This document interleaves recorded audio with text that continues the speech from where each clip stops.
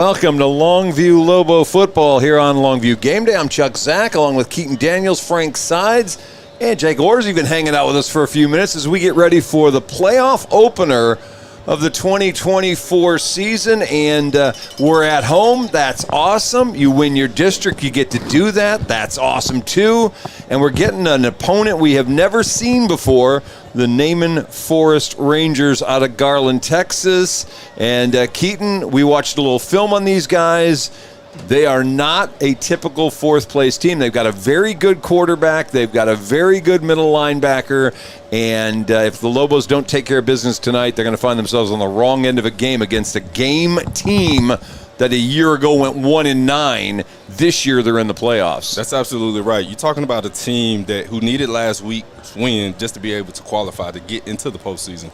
That team, if you don't look out, that quarterback, he can definitely make some plays. He's definitely dynamic enough to be able to march you down the field, continue to keep wearing you down, continue to keep taking time off the clock, and eventually putting points on the board. So the defense, you got to watch out where he's at. You got to watch for his wide receiver threats. Those guys are a threat to take it the distance at any given time. Also, our defense, as long as we continue to keep playing the way we've been playing, we will be able to take over. Shouldn't have any problems. We're playing a playoff game at home. If that don't get you fired up, I don't know what does. Heck yeah. Lobos come in with an 8-2 record, 6-0 in District 10-6A. They're on a 6-game winning streak. For Naaman Forest, they are 5-5 on the year. They finish 4-4 and in fourth place in 9-6A. Up above them, Wiley East, and Saxe. We're up above them. Saxe winning the district with an 8-0 district record. So no slouch, a fourth place team, but one you don't want to sleep on if you're the Lobos. It's easy to look at it and go, we're a first, they're a fourth. That's an easy win. Again, I'm not going to overdo this. I don't want to make it too dramatic. But I'm telling you, watching them on film, they can play football. Absolutely right. I watched them play a couple of games, including the game last week. And the big thing that just jumps out is these guys can play some ball. Yeah. His quarterback is big. His arm is big enough to be able to throw to anywhere on the field that he wants to. If you don't get pressure on him, he's the threat to be able to run whenever he wants to. So the defense, they got a good linebacker that we talked about earlier. Yeah. He's a guy that just jumps off, and I told you, he just jumps off to me just by his stance. His stance is screaming a ball player to me. So you got to watch out for him. Got to get a hat on him, and let's see can these guys tackle in space and play some physical football. Here's the numbers you got to worry about. Number 7's a quarterback. He's D'Angelo and goes by Debo Perales. He is the coach's son. He is a 6'3", 395-pound senior quarterback, a 3-year starter. All those intangibles start stacking up and scare you a little bit. The other side, the number you're looking for is number 32. That's Allie Vinson. Vinson last year was part of Melissa's really good football team. In the spring, at the end of the year, transferred to Cedar Hill. Got to Cedar Hill. Some stuff had happened at Cedar Hill or with his family, and as a result, he never even attended Cedar Hill. He ended up now transferring over to Naaman Forest. So he's a wrestler. He's a boxer. I have a feeling he was named Ali because his dad's a boxing trainer. There's a lot of physicality in this young man. He's a little angry when he plays. You can see it when it comes on the film. You'll see it on the field. He doesn't waste time. He's a forward charger. Probably not great in pass coverage, but great in run stopping.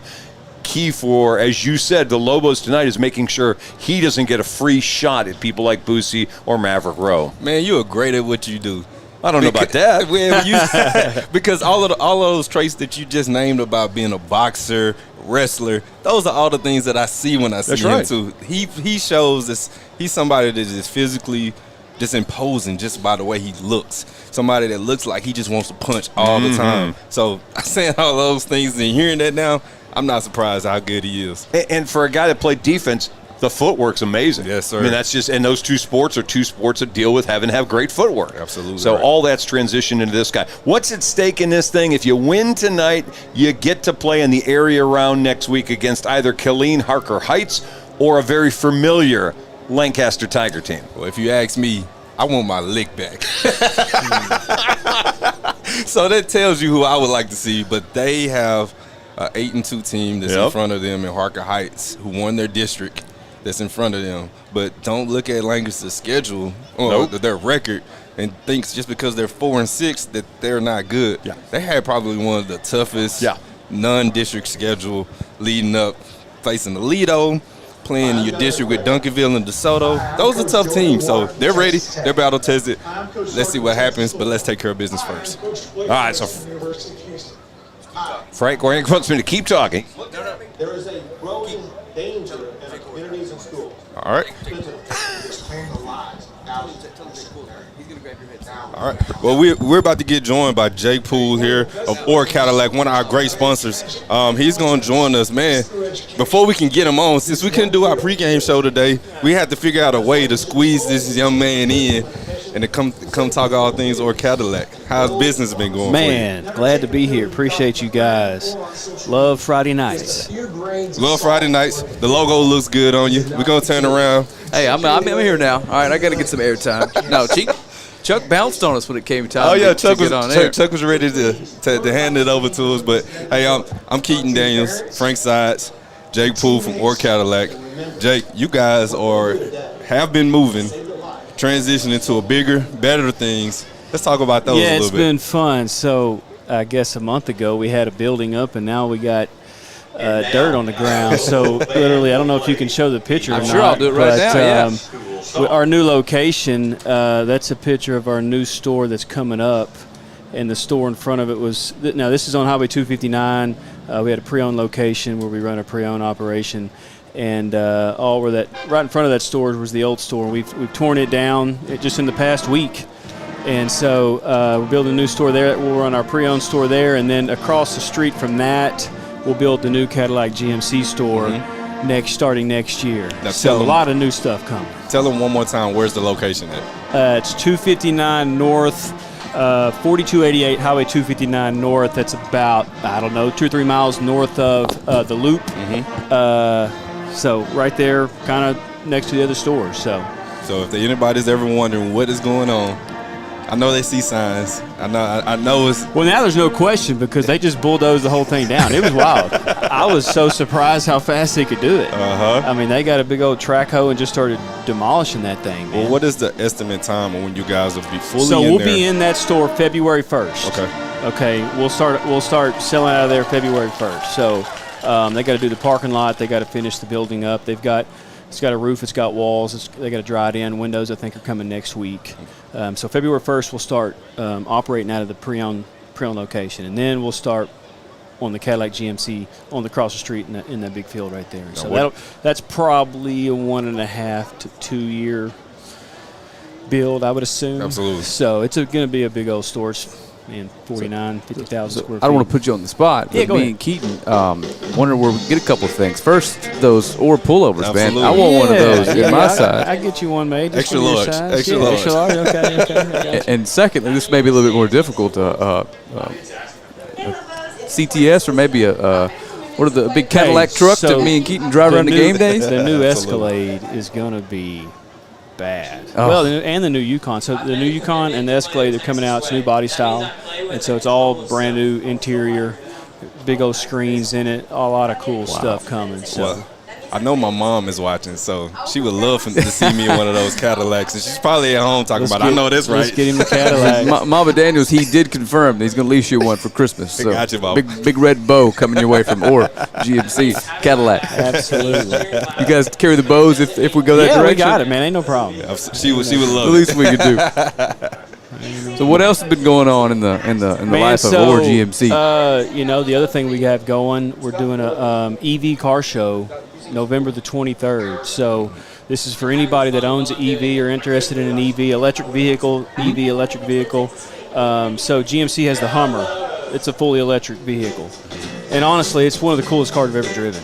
And around here, people aren't really used to electric cars, and some are like, no. Well, man, until you actually learn about it, it's foreign to a lot of people. Correct. And so they're a little insecure about it. Yeah. Like, how do I get to work? Or what if I go to Dallas? Man, it's really just like your phone. You charge it every night and every day, right? And as long as you have a plan, and I compare this gas vehicles. If you're going on a trip and you have so many miles you can get into gas, you got to go to you have to stop at this certain place to fill up with gas. Absolutely. Same thing with the car. Absolutely. There's just less places to stop and charge. As long as you have a plan, it's really not that bad. And I've been seeing that a lot of those places, it comes with on your phone. You can download the app to your phone. It shows you where locations at. So where Honestly, you can that's go the and only charge. way to do it. Yeah.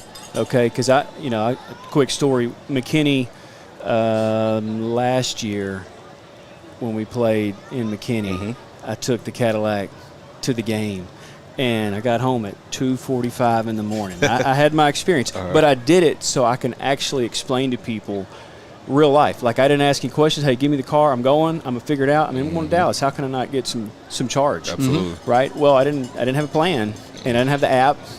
And so, I learned the hard way, but it was a really good lesson because now I can tell people, like real life, this is what you do and this is what you don't do. And now I have no fear at all. I got you. And, it's not all about being like green or no gas. We love oil and gas, man. People around here, that's bread and butter in these parts. But it's really a cool car, and they drive. They're nice and fun and kind of different. So I got you. So your son's a ball boy down there, and he's just glowing on Friday nights. Does he come home with that same glow? Is he all Lobo football all the time? That's all he talks about. Well, I know he can throw a curveball, and right? baseball, too. Yeah, we've seen I that. know about baseball. I've seen him do it out on air. Yeah, we for will sure. leave the game tonight, and he will pull his phone out, and he will be watching Longview game day.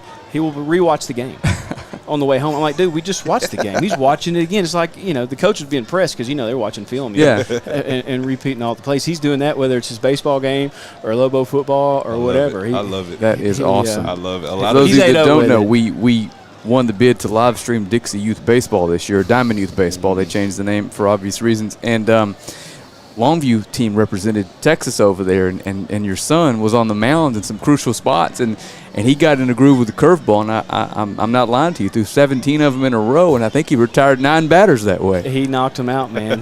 He loves it. He's ate up with it. It's fun to watch, too. I think that was against the Florida team that we played. Ended up winning it all, yeah. Yep. And then, that was a good fun tournament. So Having Longview there at least a couple times that week, someone brought me coffee, so I think maybe through. So appreciate you Lobo fans out there doing that for me. Oh, yeah. They're going to always show you love. As long as you showing them love, they can be able to watch the stream. Yeah. They love you to death. But I will say, I saw enough 12-year-old baseball to get my feel for the next 5 years. I streamed 70 games. Yeah, I was Well, about you to got say. a little one coming up, so you got some more baseball. Well, we got 10 years before that, but yeah. By then, it'll be holograms, I'm sure, on the coffee table. Well, Jake, let's talk about a little bit about these Lobo football teams tonight. We got a big game. How awesome is it to have a first-round playoff game at home, to be able to play in front of these great fans and to put on a good show? Momentum is so key, in really all sports, whether it's Dixie baseball or high school football. And, we were talking about earlier, this team we're playing, they had to win last week just to be here, which to me, if I'm as a Longview guy, our guys need to be prepared for that because they have some, let's do or die. Yeah, playoff and started already. and so their momentum is at a peak because they just, it was win or go home last week. Well, now it's win or go home the rest of the season, right? And they had that success last week. And so I think it's crucial we come out and pound them on the first few drives to let them know, to let them question in their mind. Absolutely. And so especially, with younger men. Just like that North Forney team, they've never been here. They've never seen this place. This is unlike anywhere they're going to play, and they've never felt, I guess the best way to word this is the wrath of a Lobo lining up, and we're going to run it down your throat like it's 1992. Oh yeah, and you know what's crazy is, as I watch a lot of these teams play, I noticed that they just spread the ball out. And one thing we're gonna do, like the Rockwell or the North 40 team, we're gonna try to hit you in the mouth, and see how physical you are. So that's something that I didn't see them do against anybody that I watched them play. So let's see what kind of adjustments can they make. And as far as getting up for this one, you're the only one with that experience. What's it like pulling up those gold socks and get ready for that first playoff game? Man. It doesn't take much to get you going, does it? When you know there's playoffs, and me, I'm 20-something years removed, I walked down here on this field and I was ready to go. Still got goosebumps. Huh? Still got it. So you guys got to deal with me tonight. I'm gonna be a little. I'm gonna take the headset off. I can't lean into it tonight. You know, you can feel it. I drove by the school midday today, Yes. and I could feel the vibe. And I mean, just like, you know, you could see people moving around. You got Absolutely. that feeling, man. Absolutely. This time of the year, cooler weather, and it's exciting. Man. Oh, yeah. Super exciting. Well, one of the things too that I did Lobo Faithful a favor and got me off the camera, so we can look at the field now. we still got a little bit over 13 minutes before we actually get ready to participate in this round one action. It's kind of an eerie calmness over this place right now, isn't it? Right now, yeah, it feels like the calm before the storm. The band has already made their entrance, their grand entrance, and pretty much everybody is kind of just chill and relax, and they're ready to get going. It's kind of cooler tonight. I don't see us packing out this stadium, so hopefully that they're tuned in right now and they're getting ready to listen to us as they are. Well, if that's as they're the in case, comfort it of their ain't own that house. cold. Get up here. You got plenty of Come time on. still. They'll show up. They'll show up. Absolutely. Once that wolf start howling and that train starts to churning, you know it's time to play. So, Jake, any parting words before we bring back in the voice of the Lobos and get this thing started? Man, I'm just happy to be here. Thankful to you guys to let us get on here and help.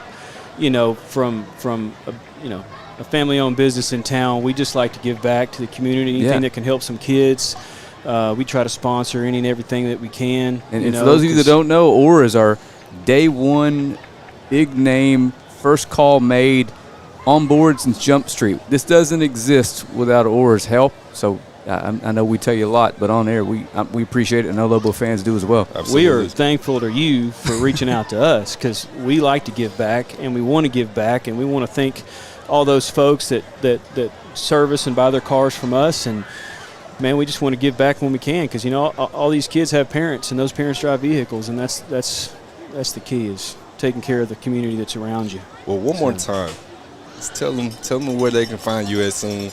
Tell them where you guys are going to be located at. Okay, so our new location's 4288 Highway 259 North. We'll be opening the new pre-owned building February the 1st, and then we'll start building the new Cadillac GMC store there next year, and probably a year and a half, 2 years. Our operation will be there. Now, the current store in McCann, where we have Cadillac GMC now, we'll still have used cars there. That location will not go away. And so we'll have operation there. There'll be a lot of people that'll still be looking for the store that, you know, maybe don't live in Longview and don't realize that we moved. And so. Did I hear you correctly? Game day followers, 0 down, 0% APR for 5 years? Yeah. I'm obviously joking. We can stretch, you know. Make it For close 17 to years. Folks need. All right, Jake, we really appreciate it. We're going to bring back Chuck, and you're more than welcome to hang out with us in the booth tonight and go down and see your son. Good weather. Absolutely. Thanks so much. Absolutely. Appreciate Appreciate it, you. Jake. All right, these Lobos, they're getting ready to start making an entrance way out here on the field.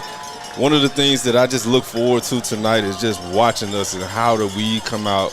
If we come out and play our style early and often, because you know this team, Naaman Forest, they're going to come out with nothing to lose. They've never been out here this far. They probably never traveled this far for a game. So you know they're going to come in and they're looking to get something to make them feel good as these Lobos are coming out.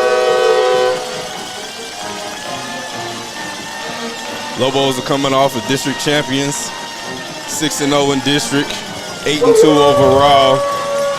Coming in with the first round playoff game at home, looking to come out on top and be able to play again next week.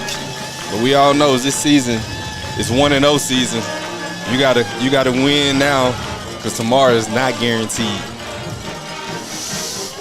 All right, well, you know, going back and looking at this season, we started with a couple of games that, you know, Lufkin, we scored a touchdown. We're looking around going, geez, what's wrong? Yes, sir. Marshall for a half couldn't really get going. Yes, wait, sir. what's wrong? South Oak Cliff lost that game. Ruston, probably the worst game we played the year. Just made a lot of mistakes.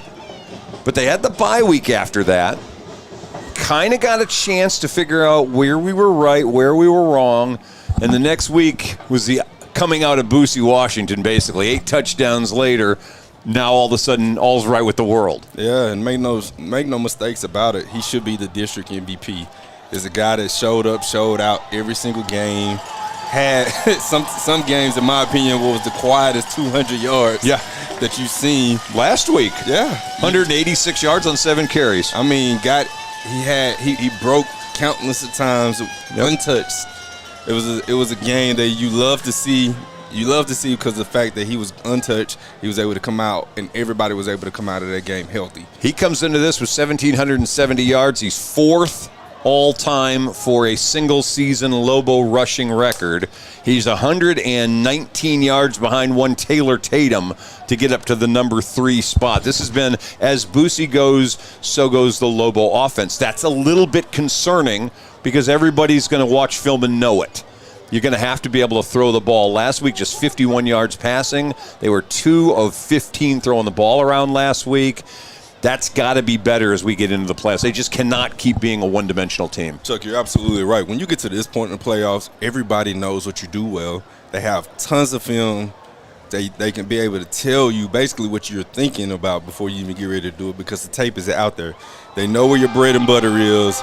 They know where iron sharpens iron at, and they're going to do their best to stop that and make you beat them some other type of way. For Naaman, I would probably mess that up over and over again, but for Naaman Forest, they started in 1990, so this is, 35 years they've been playing a little football. They've been in the playoffs now. This is the 12th time. They've got a 2-11 playoff record in these 12 years. They were, again, 1-9 last year. Jesse Perales, who had a good run in El Paso for a number of years, took over this job back in 2019. He's kind of scuffled around a little bit, but now that his group and his son have gotten to a place where they're on the varsity, they had certainly a turnaround kind of year for them with a 5-5 record. Now, they didn't win consecutive games all year long. They won the opener, they lost the next 2, and then they went win-loss, win-loss, win-loss, win. If that pattern's good, tonight should be loss. You got 2 thumbs up from me because I like that. If we're going to continue to keep following the trend, that trend is definitely going in our favor. That's exactly right. They're doing a pregame prayer, so we're going to tone down for just a second. Thank you. All right. Now please direct your attention to our south end zone and the color guard as our Lobo band plays our national anthem.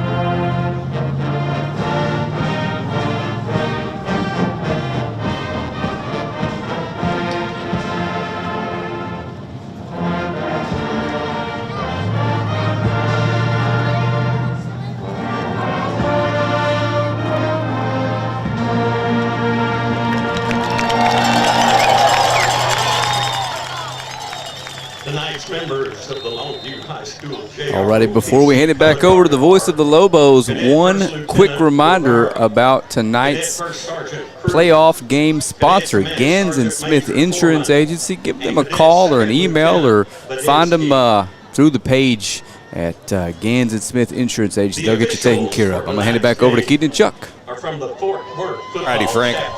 We are getting ready for the captains to come out to the field for the Lobos. This is their 50th playoff year in school history. And after winning its 42nd district championship, including the last 3 in a row, John King now has 16 district championships under his belt in 21 years as the Lobos head coach. Of course, that includes co-championships and tri-championships. Lobos, who've won 6 straight, will be going for their 80th all-time playoff win if they can get a W tonight. So the captains for the Lobos start to make their way across the field. We had started our reset on numbers, so Jemias Morrow is out there captaining tonight. And let's see, who else do I have? I think that's 39. I believe that's our kicker, Alexandre Mitchell. And he is joined by number 56. That is offensive lineman Eddie McMillan. They're the 3 captains that the Lobos will bring out to the 50-yard line to do the coin toss tonight. Of course, the coaching staff, as always, John King, the head football coach, the offensive coordinator, Chris Valerie, the defensive coordinator is John Barry, and working special teams, Josh Rankin. Of course, they're all assisted by Jalen Claiborne, Chad Hancock, J.R. Tatum, David Ashley, Scott Hart, Brandon Bonds, and Pat House. Those are the guys who get these guys ready. Lobos have decided, let's wait till the second half to get the football. So they win the toss, as has been John King's way for at least the few years I've been around here. We're going to defer, and we'll make sure the defense gets a chance to start this game out tonight. Gentlemen, shake hands. Good luck. And congratulations. Let's go. Let's go. It's football time here. Playoff time. And with this cold elements, that's when you know it's each game is mattered down. Come on, is it really that cold out here today? No, but it's definitely cooler than what it's been all season. But it's football weather. Let's get it on. Well, it's actually, if you're down there, it's amazing weather. You're going to be running around and getting your sweat on. It's about 59 right now here in Longview. It probably by the time we get out of here tonight will be around 55. There is no call for any weather anywhere. There's just a slight little wind, maybe at about 4 miles an hour. It's gusting, and that's about it. So it's ideal football weather. And if you are a Lobo fan, you still have time to get here. I know it's an earlier start than normally. Normally it's a 7:30 start time. We've got a 7 o'clock start time for the playoffs tonight. That does not mean, oh, man, the game's about to start. I'm not going to get over here. Absolutely. These boys have won your right to be able to get you into place and cheer them on. This is something that you don't have to take. Don't take this moment for granted. Playing a home field playoff game, winning district year after year. I know we've been doing it, but this year it just seemed a little bit more sweeter. Our first time jumping up into the 6A and being able to win district has not been anything we have to take lightly. All right, well, Mitchell's getting ready to kick. Naaman Forest, their mascot or nickname is the Rangers. I don't know if we actually covered that or not, but they are the Forest Rangers from Naaman in Garland, Texas. And back deep for them is Jaden Anderson. He's number 1. Anderson is the guy they would no, I take that back. Yeah, well, I guess he is the guy they would like to get the ball to. About 31-yard average. Instead of fair catch going to be called for and made at about the 3, they'll bring it out to the 25-yard line. And that's where the Rangers will start things tonight. Fair catch made by Julian Johnson. Love to see just the pursuit of the kickoff coverage team. Saw a guy getting knocked down on his butt. It lets me know that right now they're kind of made of the right things. They're feeling good about themselves. They're ready to roll. So hopefully this defense can come out here and set the tone and start this game off right. All right, offensive line for the Rangers. Left tackle is Talion Wynn. He's a 245-pound senior. Next to him, Isaiah Wesley, a 260-pound junior. The center's the biggest lineman I've seen in the middle for a long time. 285-pound Leonardo Escobar. Ball on the ground on the first play. And the Lobos are going to get the first break of this game, and they convert it to 1st and goal as Jemias Morrow picks up the fumble and takes it down inside the 5-yard line. Almost deja vu in essence of something that happened last year with our very own Willie Nelson taking the pick six to start the game. This time we get it in the fumble variety. Morrow picks up the fumble, almost takes it to the house. What way than your senior captain to go out and do the coin toss to be able to also get the ball in the first play of the game and almost score? I tell you what, you decided to defer. You give up the ball to start with. A play into this game, you get it back. It's 1st and goal. And how about Boosie from 2 yards in for the touchdown? And it's a 2-play game and a 1-score lead. 6-0 Lobos as Boosie goes in from 2 yards away. First play, touchdown, Boosie Washington. You got to love it, seeing that this is how we're going to start the playoffs. All right, let's roll. Well, I'm apologizing. We didn't get a chance to give you either the offense or the defense. They went so fast. Mitchell on for the point after try. And the Lobos quickly making a 7-0 lead. We're 17 seconds into this game, and Longview's up already. Gotta love it. All right, we're going to take a break. We'll come right back. We'll try this again here on Game Day.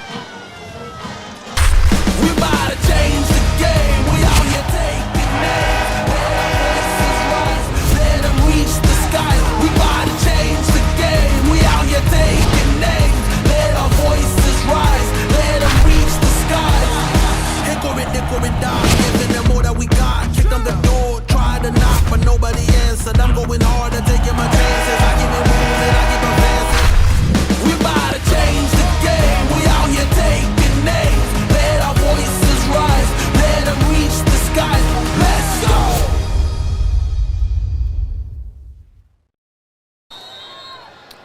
go. Well, welcome back. Dre Mitchell's going to be the busiest guy maybe on the field tonight. He's already going to be for his 3rd play in the first 17 seconds. He had the opening kick. He had an extra point. He's going to kick this one. Another fair catch called for at the 5-yard line, and they'll bring it back out to the 25. All righty. Well, I guess we'll take that all day long. Julian Johnson. Let's try to finish the offense now for you. Their right guard is 335-pound senior Reggie Wilson, and then Trenton Garrett is their right tackle. The tight end's Corey Thomas. He's number 10. The receivers are number 2, Ivan Garcia, number 3, Brody Perales, and number 4, Braylon Deal. They're the main guys. Running back is number 6, Derek Obi.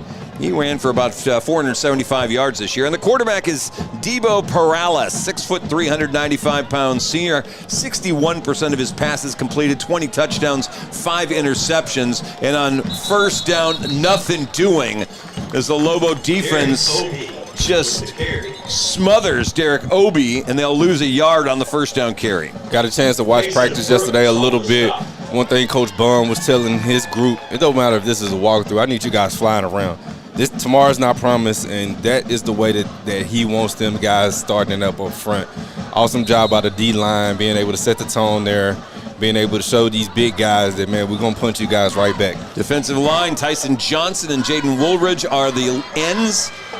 Michaela Nelson is the nose tackle in the 3-4. Back to pass. Quarterback Perales with a completion. That's out to Deal. He'll have a first down across the 35 to about the 37-yard line. Linebackers, Isaiah Horton, who'd been down at end for the last 4 or 5 weeks. They'll move him back out to linebacker. Brendan Reese, Kason Brooks back in the middle. Jemias Morrow, the other outside backer. Bubba White and Caden Carter are the corners. Brian Peoples, Bradley Williams are the safeties. Watch tonight where number 4 lines up, Braylon Deal. You might see DK or KD lined up on him a lot. Right now he's not, as they have all their receivers lined up on the other side. Gain of 13 on that second down play, and right away we don't even get going, and there's a timeout now called by Naaman Forrest. So they burn a timeout here on their, third offensive play of the game. It's a strange start. I'll be honest with you, Keaton. It's not what I expected to see at the beginning of this. Not at all. Team that I've watched just do nothing but spread the ball out. Went for 2 running plays. The first one was a fumble that went our way. They was finally able to complete a pass, a hitch route to their best receiver, who's somebody that we need to watch all night long. And Coach House, the DB coach, has been very impressed with the way our corners have been stepping up their play, especially these last month or so. So definitely look for those guys to be challenged tonight. They're willing and ready to accept the challenge and accept the call. Let's see them answer that. Yeah, I think the injury to Houston Rowe actually opened the door for Decaden Carter to get in the lineup, and he's been really active since. On the rollout, little pass caught, and maybe a gain up to the 41-yard line. That's the little brother, Brody Perales. Well, actually, with that tight end, that Corey Thomas, number 10, that caught that, not number 3. So that's going to be a gain of about 3, maybe 4. Brings up second down and about 6. Jamias Morrow stopped him initially. Then his help came back in with Brendan Reese being able to tackle him, not letting him get any yards after catch after that play, being able to stop him for a minimal gain after he catches the ball. Thomas about a catch a game. He's got 12 catches, 144 yards, so he got his one already for 4 yards. He's the man in motion, the tight end. Into the ground they'll go. That's Obi trying to go wide right, and he's not going to run wide on the Lobos. Not against number 34. That's a big man, grown man out there. He lifts weights. He goes out there and he stops him. That stretch play is not going to work too much against us tonight with the speed and athleticism of our defensive front. So a little defensive swapping. Lobos will do this all night long. Jabarian Wilder coming in to play defensive end, as out will go Tyson Johnson. Lobos have had really a weird year. A lot of injuries after the sock game, and at that defensive line, it brought a bunch of changes to the defense. They've started getting a lot of those bodies back, and now here we go, third down, and in trouble's the quarterback. He's going to be sacked back at the 31-yard line. Lobos all over him. Kaysen Brooks there with the sack. Yeah, Kaysen got there and coming up right behind him to help out, and then Isaiah Horton, who leads his team with 10 sacks, but Brooks just picked up another one. Excellent job by the defense on third down, being able to pin their ears back, being able to break through off the blocks, and Kaysen Brooks is one of the fastest guys out there on the field. He comes up and gets a stop there, brings up fourth down. Loss of 11 punting time. The punter is Ty Belsh. He's also the backup tight end. This one spins out of there end over end, hits at the 45-yard line, and takes a bounce for the Rangers all the way down to the 30. Now, there is a flag down in an area that typically is contact with the punter. Hopefully it's a 5-yard variety there. Ran into his leg. Don't like that. They're not walking all the way back yet. Let's see where this is going to go. Ball's down at the 29-yard line on Belsh's punt. And he's not asking. Well, now he's asking him, do you want to decline this? Because it's just a run in the 5-yard kind. Running into the kicker is a 5-yard penalty and decline. Resulting in play, first down. So it'll be Lobo ball at the 29-yard line. The defense came up with a big sack. Their run defense so far has been outstanding. And the Lobo offense, who's already got 1 play and 1 touchdown, comes back out. Here's the offensive line for the Lobos. Fernando Longoria at left tackle. Jaden Jackson left guard. Eddie McMillan's the center. Cedric Reitner is the right guard. Jamarian George is the right tackle. Bryant Williams the tight end. Dede Williams, Kiefer Doxey. You'll also see a lot of Jace Peterson, Jordan Hobbs, and, of course, Jaden Herndon. And on first down, we'll get it to Boosie out in the flat. He'll make the catch and spin his way to near a first down, about a 9-yard gain up to the 38-yard line. Excellent job on the first place, getting the ball to Boosie in the open space, showing his versatility in catching the ball, finding the room, making a man miss, getting up close to the first down. It looks like the ref is going to call him just a little bit short. It's going to bring second inches. Of course, Maverick Rowe, the quarterback, the senior, 0 for 2 last week in a wet, rainy condition. The Lobos pretty early on decided until we get control of this, we're not going to pass anymore. And by the time they did that, Maverick's night was done. Second and a yard, Rowe back to pass again. Looking, sideline, wide open is Herndon. He'll catch it on the other side of the 50 and go out of bounds at about the 41, maybe the 40-yard line. I put a headset on just to say I think tonight's going to be a big night from the freshman receiver, and what would have been on cue, easy pitch and catch. It's easy to say that now, Frank. But you was definitely ready to say that. Excellent job on finding him on a deep out route, brings up first down. Wide open was Herndon. First down 10 at the 40 on the Rangers side of the field. To the ground we'll go, and Buster Mumphrey's going to carry guys with him to about the 35-yard line for a gain of 5. Defensive line for the Rangers, Corey Thomas, who's their tight end, also plays defensive end, and they've got several guys going both ways. Roderick Smith is the 240-pounder and number 33. He's got 4 sacks from his defensive tackle spot. Jalen Johnson's a 265-pound sophomore playing another defensive tackle. Watch number 12. That's Caden Key, a 225-pound senior defensive end who's got 5 sacks and 8 tackles for loss. We'll do the rest in a minute. Handoff Boosie up to the 26-yard line for a gain of about 9 more and a first down for the Lobos. Just like we've been seeing all season long, whenever he's running the ball, it seems like that offensive line just opens up holes that parts like the Red Sea. He gets big gains, brings up first down, and as we're inching closer to that red zone. Linebackers for the Rangers are 44, Courtney Jones. He's number 2 on the team in tackles with 44. Oh, there's a pass out to Boosie in the flat, and just try to tackle him. They finally get him out of bounds at the 8-yard line after another pickup of about 18 more. Coach King and Coach Val see something, because that's the second time we've thrown the ball to him out there in the flats. Nobody is covering him. That time the linebacker was probably in the box. 2 against 3. Looks good to me. I take our chances, and that's what we did. 32 is Ollie Vinson. He's the guy to keep an eye on. 122 tackles, 16 tackles for loss, and 6 sacks. Rowe on the rollout, being chased. Will throw. It's caught at the 10-yard line, stumbling and getting all the way to the goal line. Brian Williams, who's had a quiet season, just 4 catches this year, catches a big one from 9 yards away, and the Lobos have a 13-0 lead. The big tight end showing you how soft his hands is. Catching the ball, looks like it was with one hand. I'm going to give him the credit. Breaks the tackle. Once he sees how close he is in that end zone, he's not going to be denied. Comes up with the second score of the game now. The Longview Lobos, 13, getting ready to punch it another extra point to make it 14. Rowe 4 for 4, 57 yards in his first quarter. Point after good for Mitchell, 14-0 with 7:09 left to play in the quarter. We'll take a break. We're coming right back here on Game Day. I'm attorney Marty Young. When you or your loved ones are involved in a catastrophic accident, hire the law firm with a proven track record.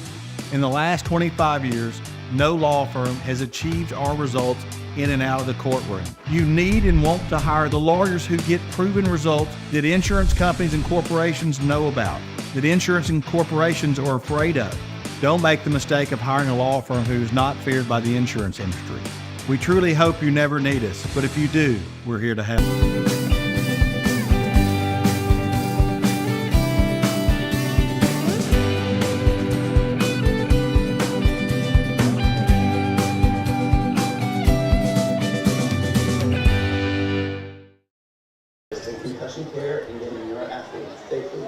All right, welcome back. 6-play drive, 71 yards. Maverick Rowe 4 of 4 for 57 of those 71 yards on the drive. And for folks who question Maverick, and he takes a lot of abuse, tell you what, it's a nice little drive he threw together. Man, that kid is built Cadillac tough. He's a tough kid, and man, he's one of those. He puts the weight of the team on his shoulder. He can handle it. He knows his play hasn't been the best at times, but he's a guy that's very resilient, and gotta love the way he comes out there and play. Well, you see the plan for Naaman Forrest is going to be fair catch every kickoff, so they'll take this one out to the 25-yard line as well. Yeah, the guys out there making business decisions. And we got a flag down. Looks like Lobos may have been offsides. Probably going to tack 5 yards onto that fair catch. Offside. Yep. Number 30 of the kicking team. 5-yard penalty will be assessed and we'll re-kick. Oh, they're going to make him re-kick it. Okay. All right, we'll see if we get another fair catch here. Well, if you're going to do that, you figure you just would have stayed with it. Yeah, absolutely. So they probably are going to take a shot at trying to run this one. They have yet to take one of the 3 kickoffs that they have seen and try to run with them. So we're going to try it again this time, back 5 yards. One of the Lobos managed to get across that 40-yard line before the kick happened. You got real quick here. You gotta love 5 minutes into this game, up 14-0. We've been playing our type of game early and often. Yeah, and it's early, but this feels like the danger zone for Naaman Forest. You're almost to the point where you're going to have to allow the Lobos to pin their ears back and get after your quarterback if you don't put together a sustained drive here. Yeah, I think their coach probably going to know that as well. They're going to bounce this one on the ground, and it'll be gathered in at the 21-yard line, and they'll break this one out to about the 36 or 7. So a good decision on their part. They picked up another 12 yards more than they would have on the fair catch. Yeah, no need, and you couldn't fair catch that one. It was squealed down to you. Ball was bounced high enough to where we was almost able to be able to get to a play. The returner found a little wiggle room, got the best field position that they want to start out with tonight. All right, so at the 37-yard line, they'll go back on offense. Paralis in the 5 wins they've got has been the difference. You can just tell last time at South Garland they had to win to get in the playoffs. He was 22 of 29, 312 yards and 5 touchdowns. He's had 2 5-touchdown games this year. Back to pass with all kinds of time. He's just standing there. Guy breaks open, but his pass way short at about the 38-yard line. He had his little brother Brody as the intended target. Couldn't get it to him at 2nd down and 10. Quarterback had a chance. Was looking around, looking through his progression. Short arm that throw, didn't step into it as Horton was screaming down his neck. Threw it short there to bring up 2nd down. Now, he is the team's leading rusher as well with 808 yards. So Lobo's kind of sacrificing a little bit on the rush to make sure he doesn't break away and run for big yardage. 2nd down and 10, they'll hand it off. Obi, not much. A yard to the 38-yard line. 3rd and 9 coming up. 3rd and forever. Gotta love the situation now as we're subbing in our nickel package here, bringing in an extra DB to combat, knowing there's going to be a passing down here. Love to see the type of look that we're going to try to get to try to bring pressure and make this quarterback make some decisions. Hampton Williams checking into the game for the Lobos as they'll probably spin Horton down to a pass rushing spot. 3rd down and 9. Back to pass, Paralis. He's stepping up. Got a little bit of pressure coming at his face. Gets away from the first wave and is going to be knocked down right around the 1st down marker at the 47-yard line. They had him in the backfield, just couldn't quite get 2 hands on him, and he runs for the 9 he had to have. Yeah, that's unfortunate there. He was able to scramble away and didn't find anybody open. Was able to get the 1st down and keep the chains moving. And interesting there, they had Hampton Williams with a hand in the ground rushing and Horton on the other side of him.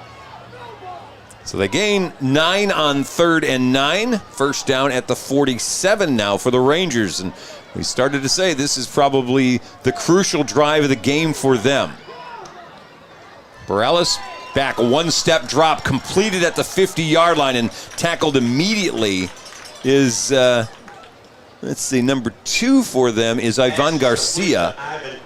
He's tackled immediately by Morrow for a gain of about 2. Tough throw. Tough catch there. Morrow was blanketing that receiver on that hitch route, making a tough catch there for a minimum of about 2-yard gain. So it brings up 2nd down and 8. Lobo's trying to figure. There we go. Everybody's set now. And again, handoff Paralis, and again, nothing doing. Wow. Just an amazing job by the Lobo run defense. That time it was Horton that got in there first, and it's going to be a loss of a yard for 3rd and 9 again. Shout out to the D-line. They freed up your big linebacker, Brendan Reese, to let him be able to run free and tackle everything that he sees there. And he gets up and he tells you about it. The quarterback didn't like it, but hey, what you going to do? It's 3rd and 9. Obi now 5 rushes, 1 yard. 3rd down and 9. Back to pass, Paralis. Got a little time again. He'll scramble wide. Rush coming at him. And this one's off the mark. Bearing down fast. Brendan Reese in the backfield. It's 4th and 9. A little bit of a spy situation there, so that kind of takes a man out of coverage. Reese was just watching 7 the whole time. Once he started scrambling, he took off and ran at him, put pressure on him, make him airmail that throw. Brings up 4th down. Excellent job by your defense. You know, the last couple of weeks we've seen quarterbacks who are dual threat guys. And John King even told us a few weeks ago, we always have a spy. And this week it's probably imperative. Here's the putt. Oh, boy, that thing just about got blocked. He kicked it up in the chute, and again, it gets a Ranger bounce inside the 20-yard line. But tell you what, Carter just about got himself a block that time, and I have a feeling he may get one before this is over. Yeah, look, Coach Barry is talking to him right now, telling him go out there and lay out. That ground is going to feel good after you block it. Instead of reaching up, reach out. Reach out, you're going to get there a lot faster. That was an excellent opportunity for us to get a block there. And Keaton, growth-wise, from the secondary, from the South Oak Cliff game until now, talk about what you've seen from that bunch. A confident group. They talk to me every week, and they tell me, hey, my time is coming. I got to get one this week. All right, first down, 10, 17-yard line. Kiefer Doxey in the game as Rowe goes back to pass again. Looking for Mumphrey. Gets away from one man. Throws it. Caught. Feet down by Boosie at the 33-yard line. Pick up a 15, and Rowe's 5 for 5. Excellent job there by Rowe. Staying composed. The defender was screaming down on him. He makes him miss. Throws it to his safety blanket right there on the edge on the sideline, able to get 2 feet down, completion, move the chains. That's a first down, guys. Maverick looking extremely comfortable right now. They'll go back to the eye. Boosie the deep back. He'll get the handoff, makes a cut. Now he's trying to get to the corner. Does that. 40-yard line, and he'll have a first down or be very close at about the 43-yard line. Let's see if they'll move the chains. If you're watching this from a big Division I school and you don't think that there's something 20 could do to help you offensively, you're not watching close enough. That young man is a, what do they call it, Keaton, a Swiss Army knife? Took the words right out of my mouth. A Swiss Army knife is correct. Somebody that can do a little bit of everything and is great at it. Courtney Jones looks like to be the injured player. That's a big loss. I said earlier he's the number 2 tackler on this Ranger defense. And they are not greatly deep at linebacker. Ty Belshey, the tight end / punter, would probably be the guy up to be the replacement linebacker for Jones. Well, that's you hate to see that. He's still down at the 40-yard line. Trainer's out with him. Hopefully he's going to be okay. He's a big-time player for this team. Like you said, second in tackles. Leading his ball club. He's up, kind of walking gingerly, putting a little bit of pressure. Looks like he may have hurt his ankle. Yep.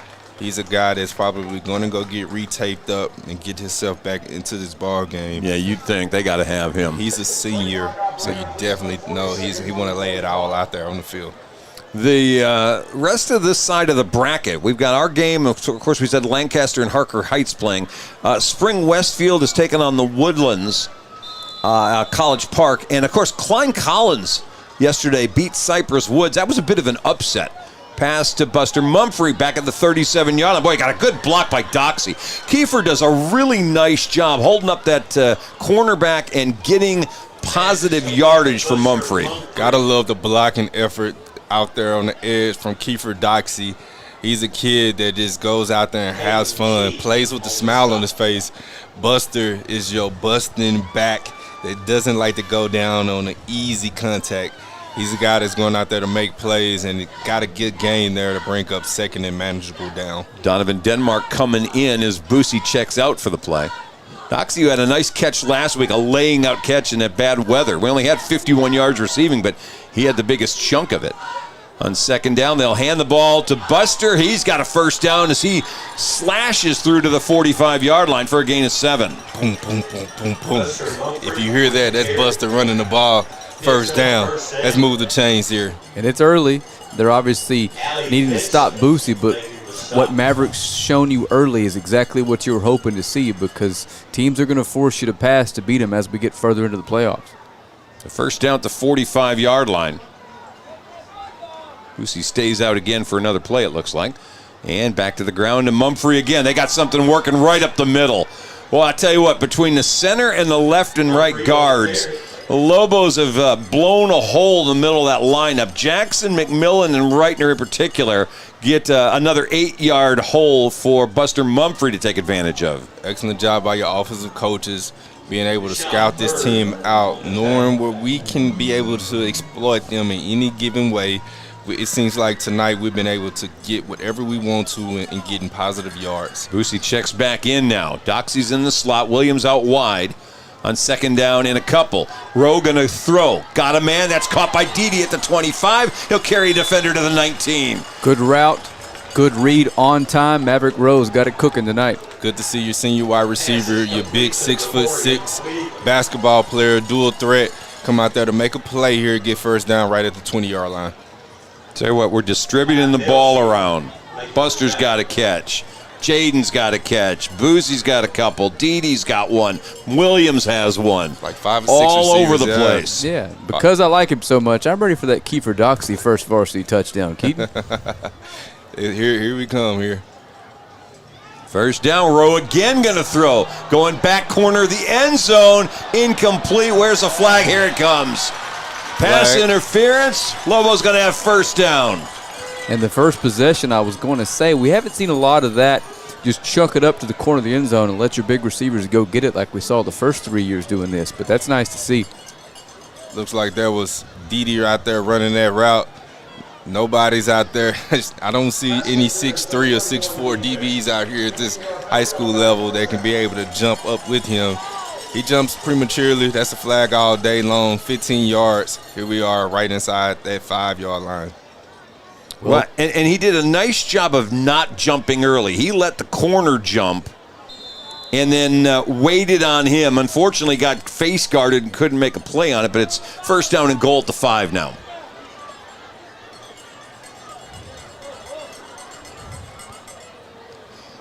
Rowe in the gun.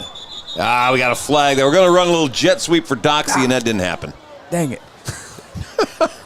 He was scoring there. Frank, you got money on this? I just love that kid, man. Yeah, man, he's a good guy. Can't help but to love him.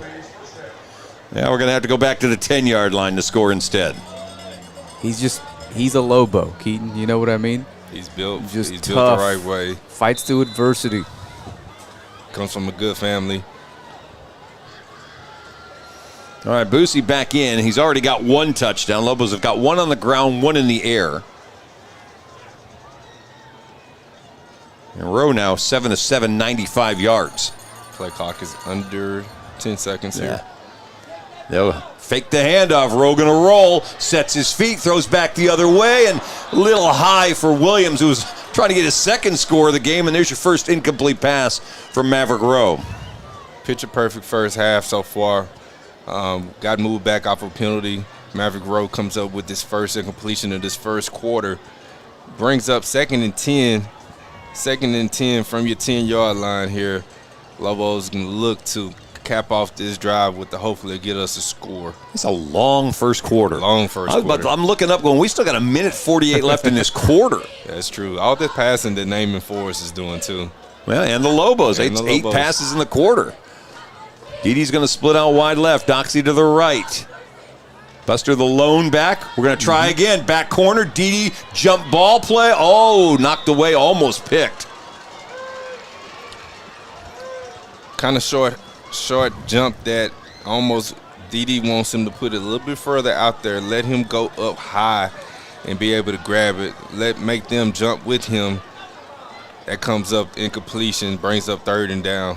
Braylon Deal's no slouch out there. That's the kid that we said is their favorite target when Paralysis is throwing the football. So he's one of those guys that plays both ways. Number 4, their cornerback. It brings up a now second down and goal. Actually, third down and goal from the 10-yard line. Boost is in the slot. Kiefer Doxey is outside wide. They're spreading everybody. Rowe again going to try to roll left. Pressure coming. That is picked off. And we're going in the other direction. Late decision to stop and try to go backward by Troy Williams, the safety. Lobo's got a little cute. 3 straight passes inside the 10, and the third one goes the wrong direction. It's first down for the Rangers at the 45-yard line, and they dodged a massive bullet. Got a little cute is right. Got there inside the red zone, being able to put at least 3 points up on the board. You rolling left, throw the ball to your back to the right side. You did that in the play earlier.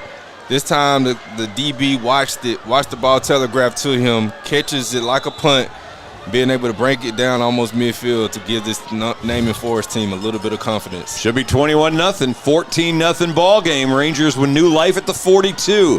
Handoff Obi. Nothing doing. Second down and at least 10, maybe 11 if he lost a yard.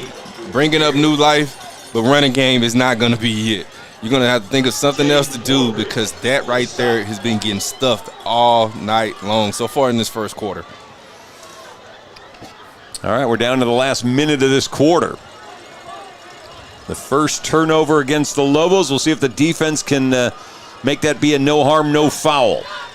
Each team with a turnover now in this game. Another handoff. Obi backing up, gets maybe to the 43-yard line, but that's only if they count where his rear end went. Now going to say 42. It's third down and 10. Yes, sir. Nothing is going to be gained trying to run the ball too much. Their quarterback is leading the team in rushing for a reason. He's going to have to do it with his legs. Be a dual threat tonight. As you said, he has well over 800 yards so far this season. Obi out. Jaden Anderson, a 175-pound senior who also plays safety in there in the backfield. Here goes Perales. Pressure. Now he's got time. Steps up. He's going to run. Can you get to him before he gets the first down? Nope. He outruns Morrow to the corner and out of bounds at the 42-yard line on the Lobos side of the field as he goes for 15. The Lobos had a stunt up front, trying to run, trying to confuse this offensive line look. Opens up the lane up too wide, let the quarterback steps up. Nobody was in front of him. He takes off and runs for the first down. As we say, he is dynamic enough to be able to move the chains and get a first down as he does. Well, we're down to the last 8 seconds in the quarter. Clock had stopped since he went out of bounds. Lobos are short of me. Got to get a man off the field, and they didn't do it in time. An extra man on the field. This is going to cost Longview 5 yards. Even though they stuffed the run, it's going to bring up first down and 5 with now 2 seconds left in the quarter. Coach Barry is fussing at the officials, saying that you guys substitute. You got to give us a chance to substitute as well. And you guys did not give us any chance to do that. Well, let's see what they do here. This is not a quick conversation, which means Barry may be right. And if that's the case, that stuffed run play may bring up a second down and 10. There were 2 flags, one at the 40, one back at the 20-yard line. I think both officials saw the same thing, and there it is. Yep. So they hit the Lobos with the penalty. And it'll be first down and 5. I totally agree there with Coach Barry. Knowing when you see a substitution, you got to give the other team a chance to substitute as well to get their group out that he wants to. He wasn't able to do that in a timely manner, so, hey, we get penalized off of that. So with the last play of the quarter, barring a penalty, they're just going to let the clock run, and they'll take it all the way down to zeros, and we'll flip the field. 14-0 Lobo lead. Second quarter coming up when we come back here on Longview Game Day.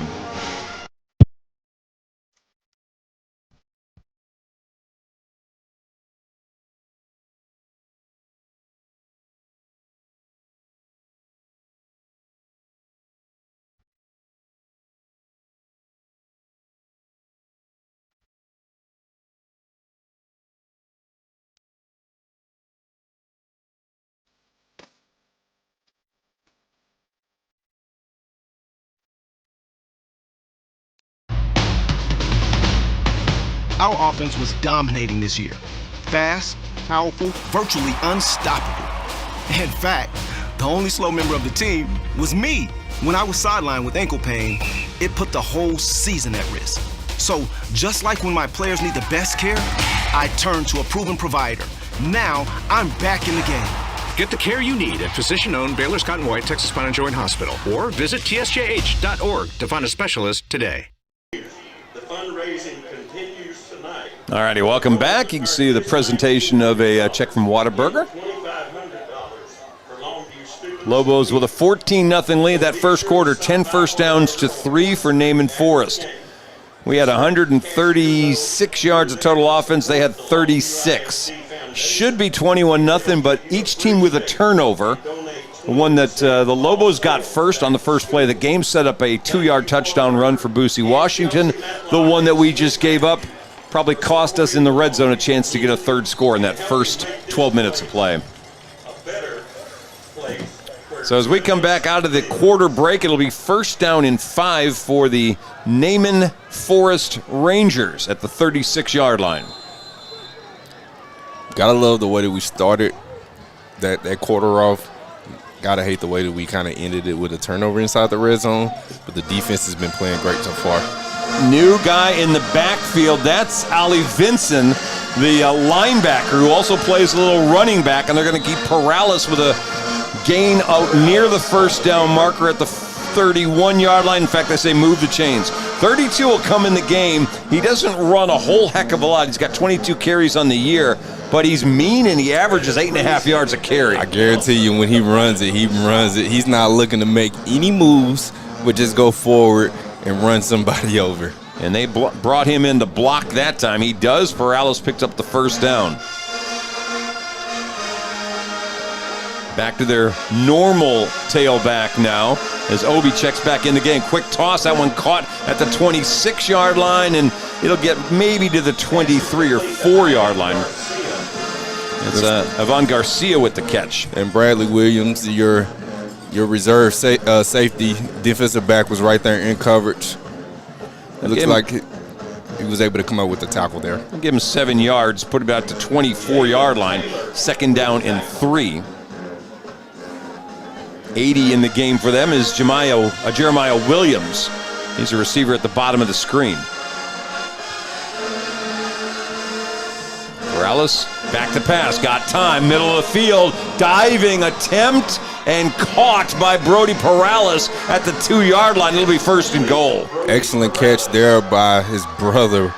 A little Perales on Perales connection there. Diving catch to come up with it short of the end zone. Brings up 1st and goal from the 2 or the 1-yard line. His 15th catch of the year, has yet to get a touchdown from Big Brother. He is a 175-pound freshman. And they brought Vincent back into the game. Watch for the handoff to him. He gets it. He powers his way toward the goal line. Longview trying to hold on. No officials with hands up yet. It's going to be 2nd and goal at about the half-yard line. Ali trying to get his first score of the game. I'll put these Garland Naaman Forest on the board. Comes up just short of the goal line.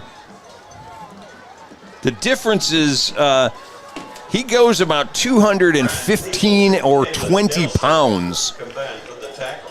Derek Obi goes about 200. And they're going to put him back there again, and they've got another offensive lineman in front of him. Look for this to run right. Sure enough. Nope. It's going to be the quarterback, Perales, with a great fake on the handoff, and he'll take it in for himself from 1 yard away, and the Rangers are down 14-6. With the quarterback bootleg, nobody's out there to contest him.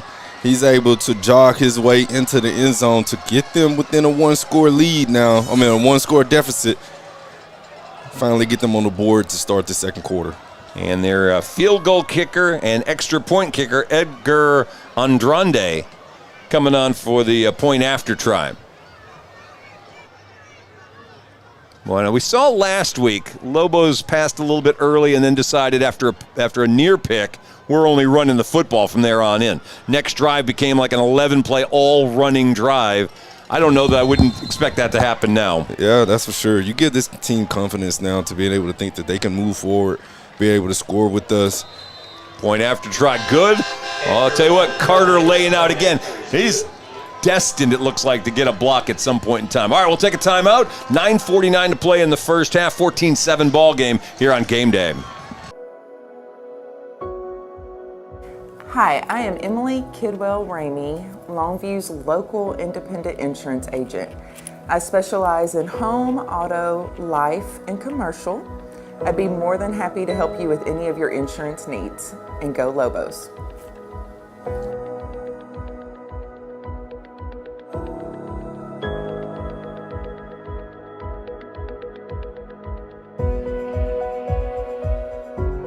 House party? We got you covered. Office meeting? Come on, treat them right. Game day? You know we're here for it. Get your taco, nacho, or fajita bar today, only at Juicy's Taco. Well, it's a full moon over Lobo Stadium tonight. Beautiful evening. Great first quarter for Longview with the exception of one turnover.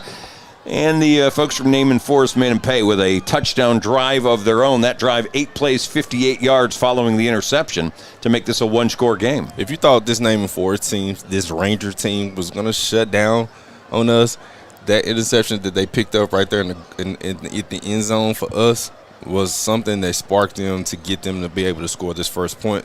Got to see what we're going to be able to do to combat that mistake and to see how we answer the bell back on offense. I'm watching how the Lobos are lining up on this kick return, and they almost look like they're anticipating an onside kick. Now, they're slow spreading back out again, but it looks like they're playing 9 guys pretty close. We'll see if they back up any further. And if you look at the alignment of all these players, a lot of these guys have hands. These are not big guys out here. They can all run and catch a little bit. All right, they'll boom the kick back towards the end zone and over the head of Jaden Herndon. Lobos will get it back out at the 25-yard line. All right, well, you got punched back in the mouth. Now let's see what the Lobos have in them. Ball on 25 to start this drive. See what these Lobos is going to do to be able to come back from that mistake of throwing the ball on third down inside your 10-yard line for an interception. You've been able to pretty much get everything you want to all night long. Let's see what else we have in store. Peterson and Herndon, the receivers this time. First down, they'll hand off to Boosie. Nothing doing. He gets stopped right at the line of scrimmage. 2nd down and 10. Start of this quarter here, we're starting out with Trey Hamilton at quarterback for your Lobos. Maybe kind of get a drive and get a feel of the game right now. This big arm sophomore kid, he can make every throw out there on the field. Love to see what Coach King has in store for him this drive.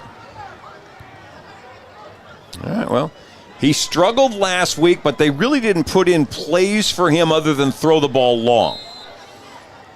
And now they're trying to get the play in. They've got a lot of time on the play clock, so it's not an issue. 2nd down and 10. Boosie stopped for no gain on the first down play. Hamilton in the gun. Mumphrey next to him.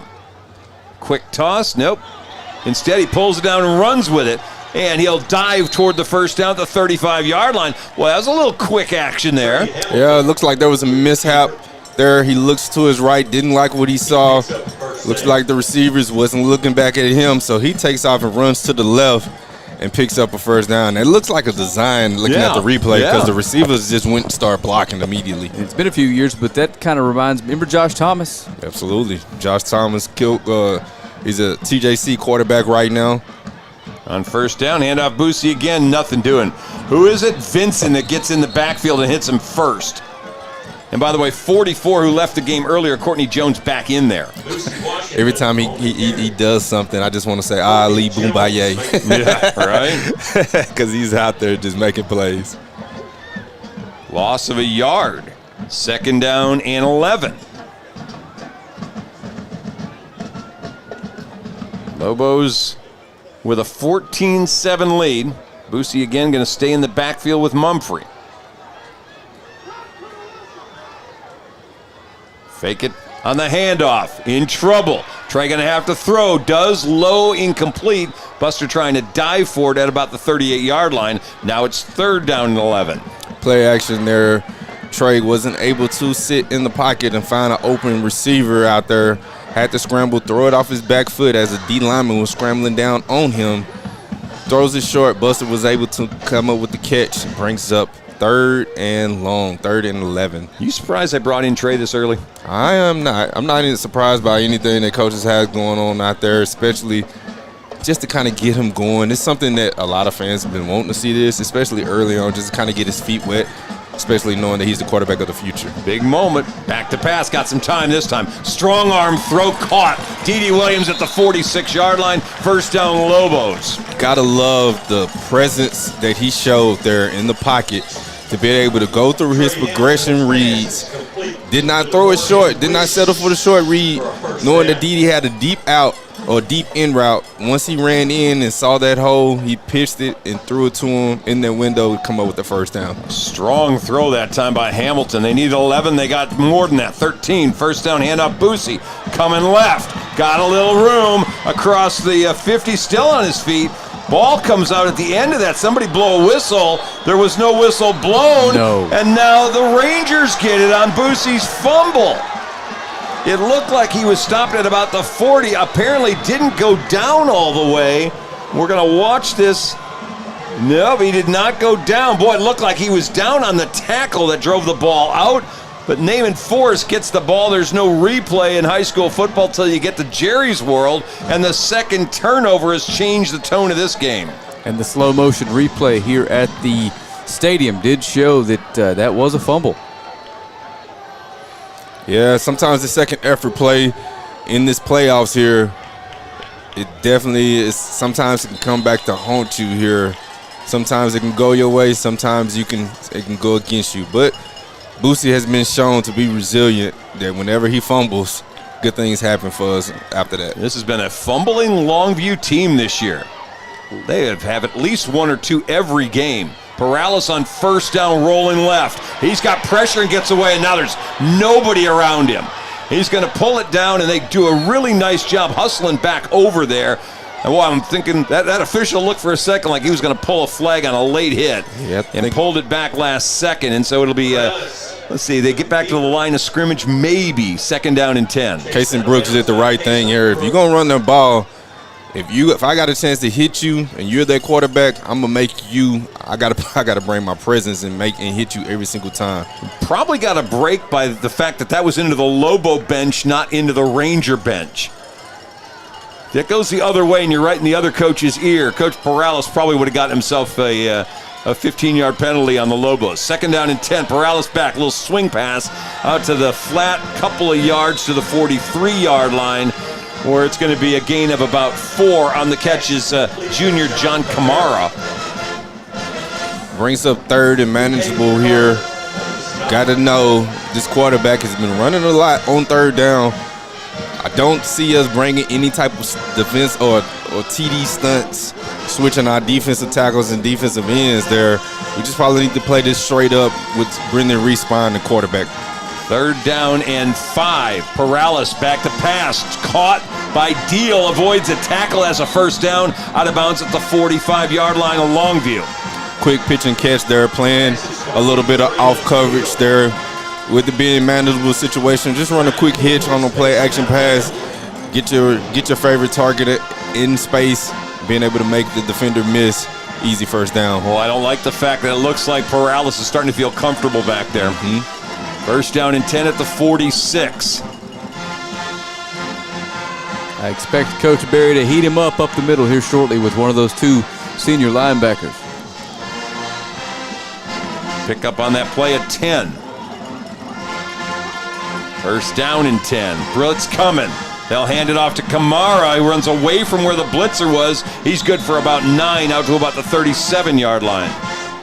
Big first down run there by this Naaman Forrest team. This team's got to be playing with a lot of confidence, coming up with back-to-back turnovers by the defense. This offense is moving the ball with the ball in our territory right now. By the defense, you got to be able to come up with a stop right now. Second down and 2. Self-inflicted wounds hurting the Lobos right now. And it looks like somebody may have flinched on the offensive line. Lobos pointed first.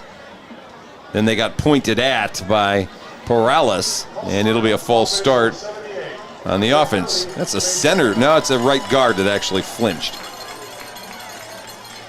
That flinch is exactly what he did. Big 78, you cannot miss him. My goodness, he's a big guy out there. Well, once 335 pounds starts moving, it's hard to stop it.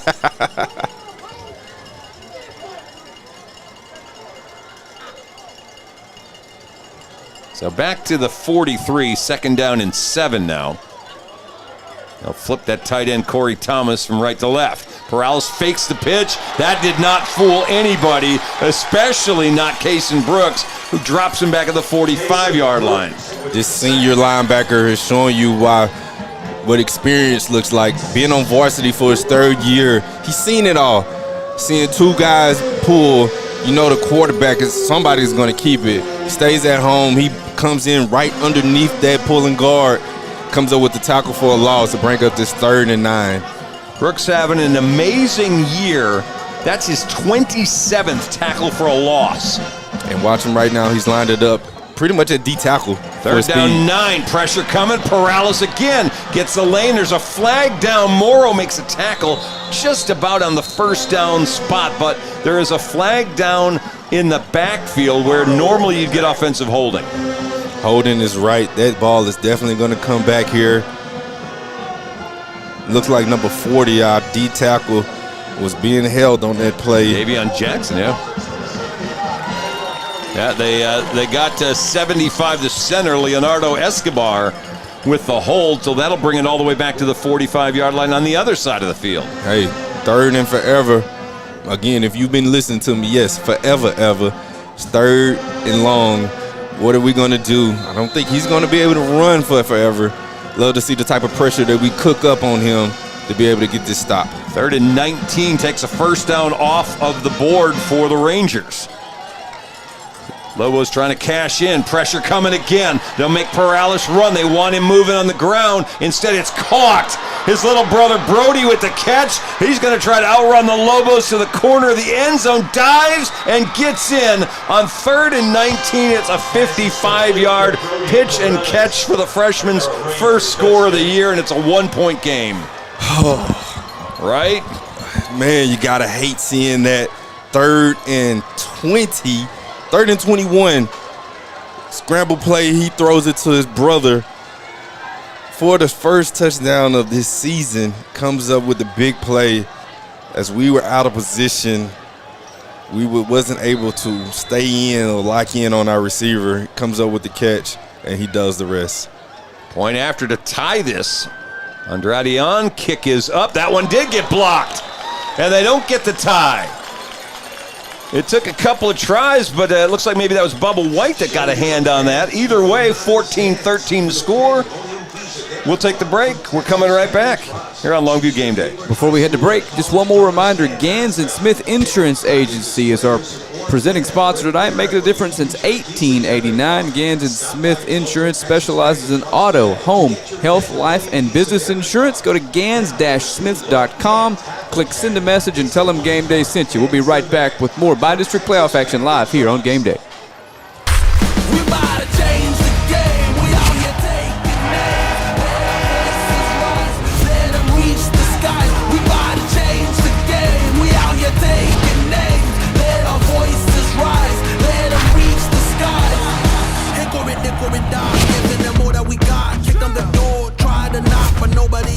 I'm going hard and taking my chances. I give it moves and I give advances.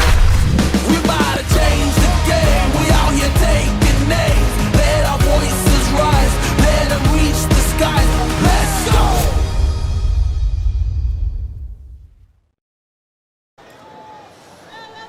Yeah, the scoring drive, 6 plays, 61 yards. There have been 3 turnovers in the game. All of them have resulted in points. And now it's a 14-13 game with 4:41 left to play in the first half. Well, if you lose a turnover battle, you're going to lose a ball game most of the time. Absolutely. Anytime you're on defense, you always preach, get turnovers. And if you feel like you can get 3 turnovers, you feel like you can win any game that you play in.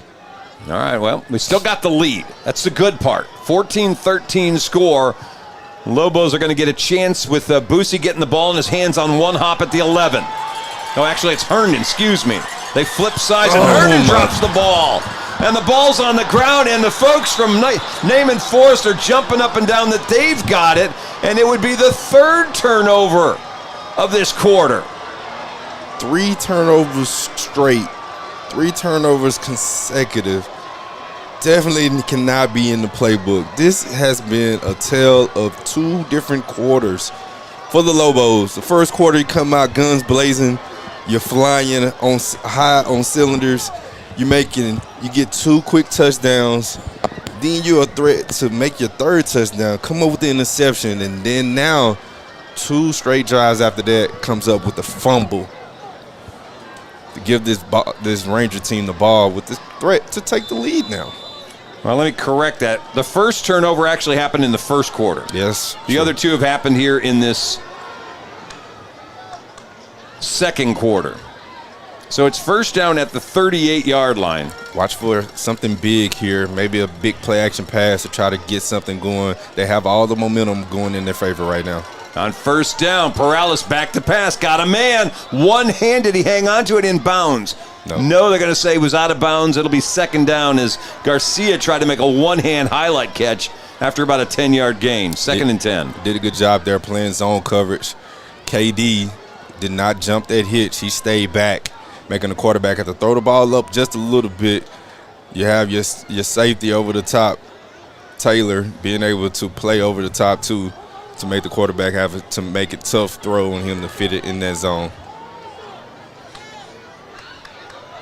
All right, well, it'll be second down now. And 10 yards to go. Perales back again, looking deep.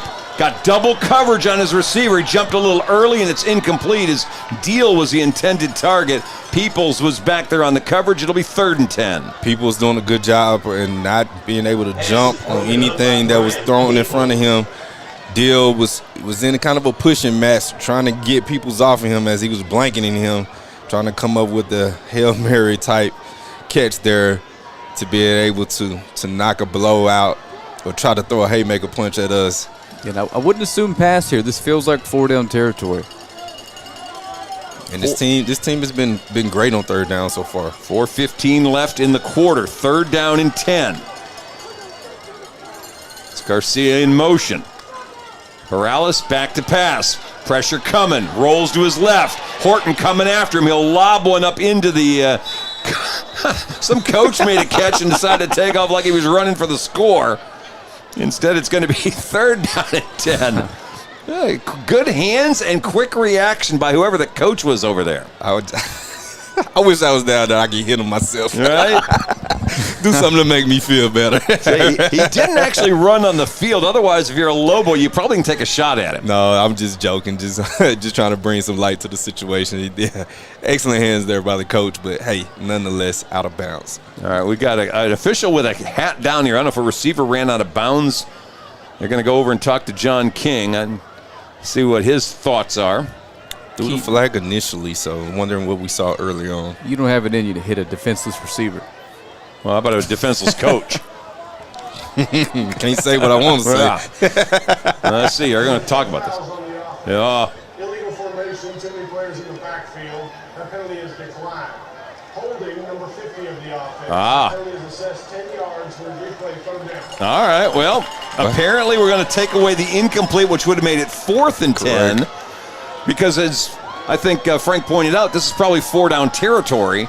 You're going to push him back 10 yards and give him another play. I don't know. I mean, Keaton, you got to tell me why this one makes sense to take this penalty. It really doesn't to me, because if you think about it, they just scored a long touchdown on a 3rd and a 21. It's a deja vu situation that they're in again. Yep. Here we go, 3rd down. Boy, they're holding that time. And they're going to get a sack back at the 39. There's a couple of penalty flags. I'm hoping one's not a face mask. Don't like that. Saw the quarterback head going down. Yeah. Oh, no. That may be, you got the great play after apparently the great call by Coach King, and now you may have handed him a 1st down. Definitely gripped that face mask. Kason Brooks gets hit with it.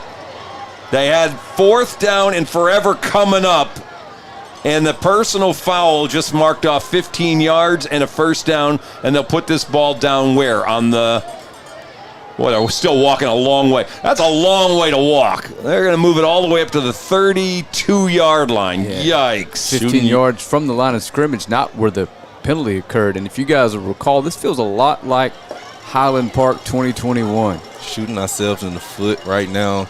Definitely cannot feel good about this situation. Giving them a 1st down.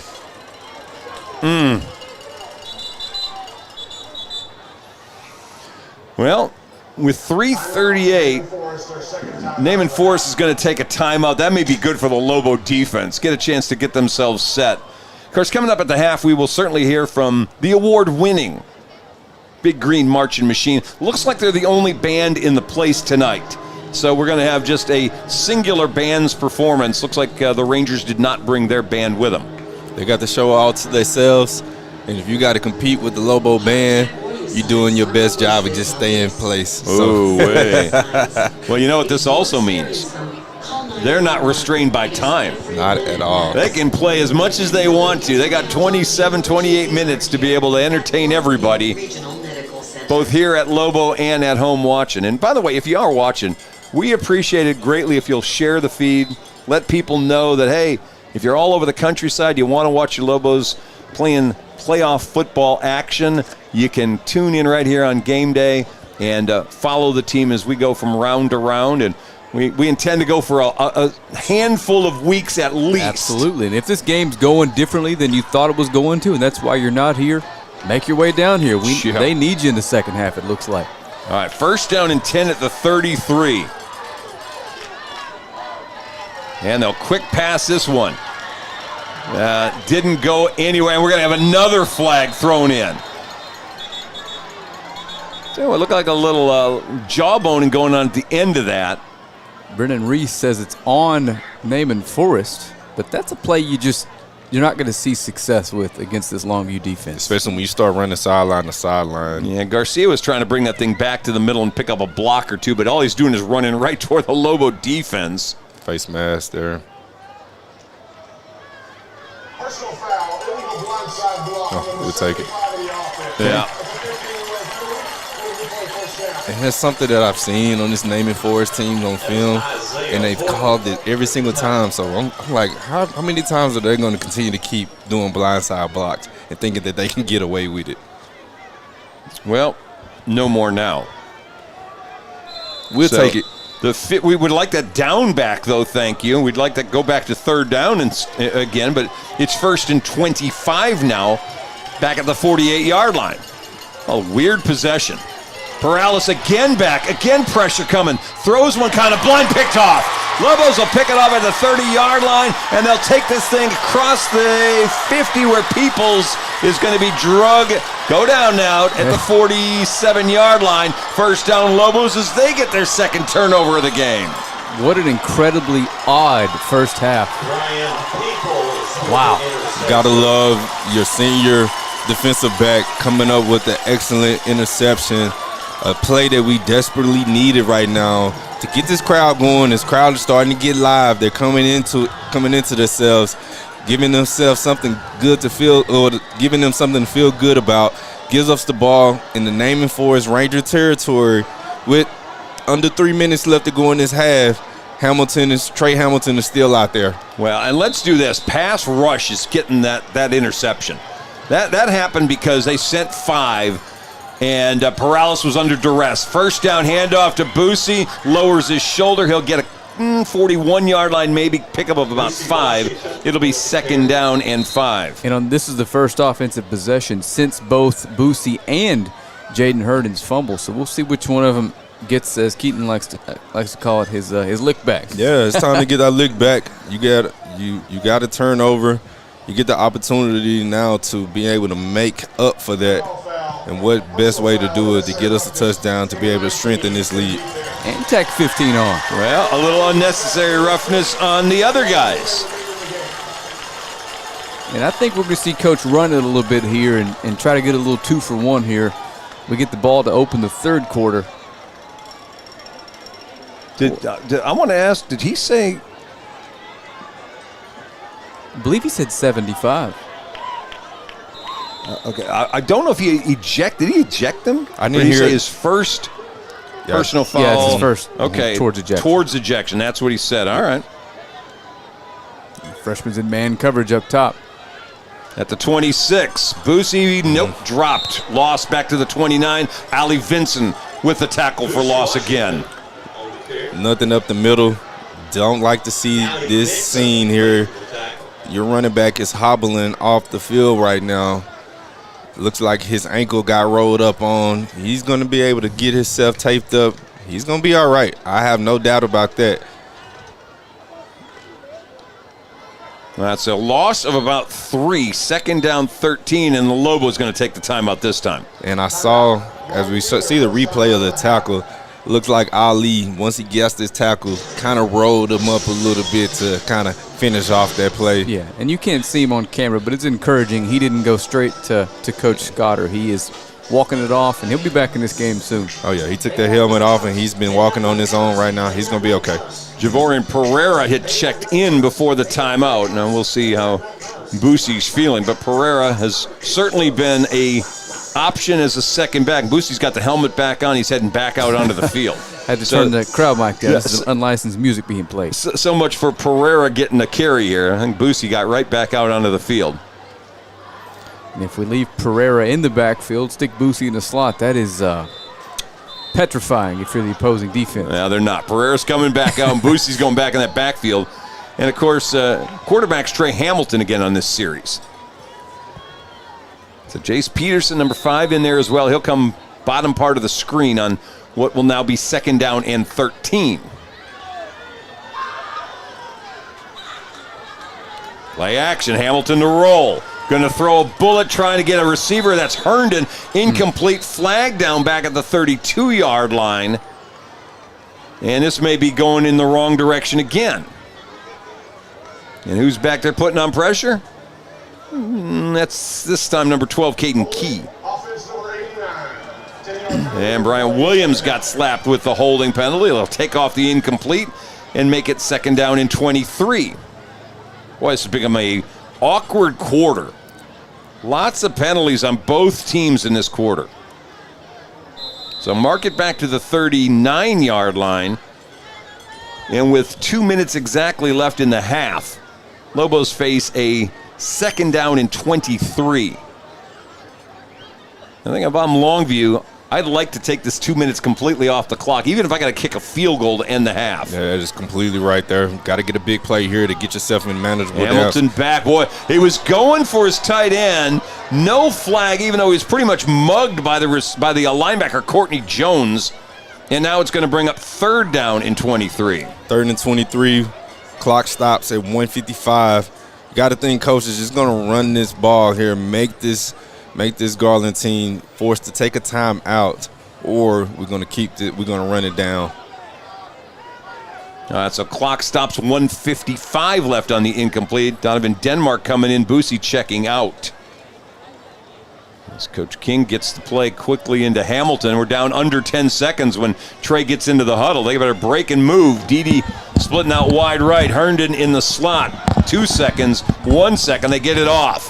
Hamilton back, got some time. Going long, got a receiver. Can't quite catch up to it. As Dede was about a stride behind that pass toward the goal line, and now it brings up 4th down. Gotta hate that. Brings up 4th down, almost being able to connect with your senior wide receiver. Got past the defense. That would have been a big-time touchdown to make us feel good going into this half. Almost felt like it needed a little more air under the pass.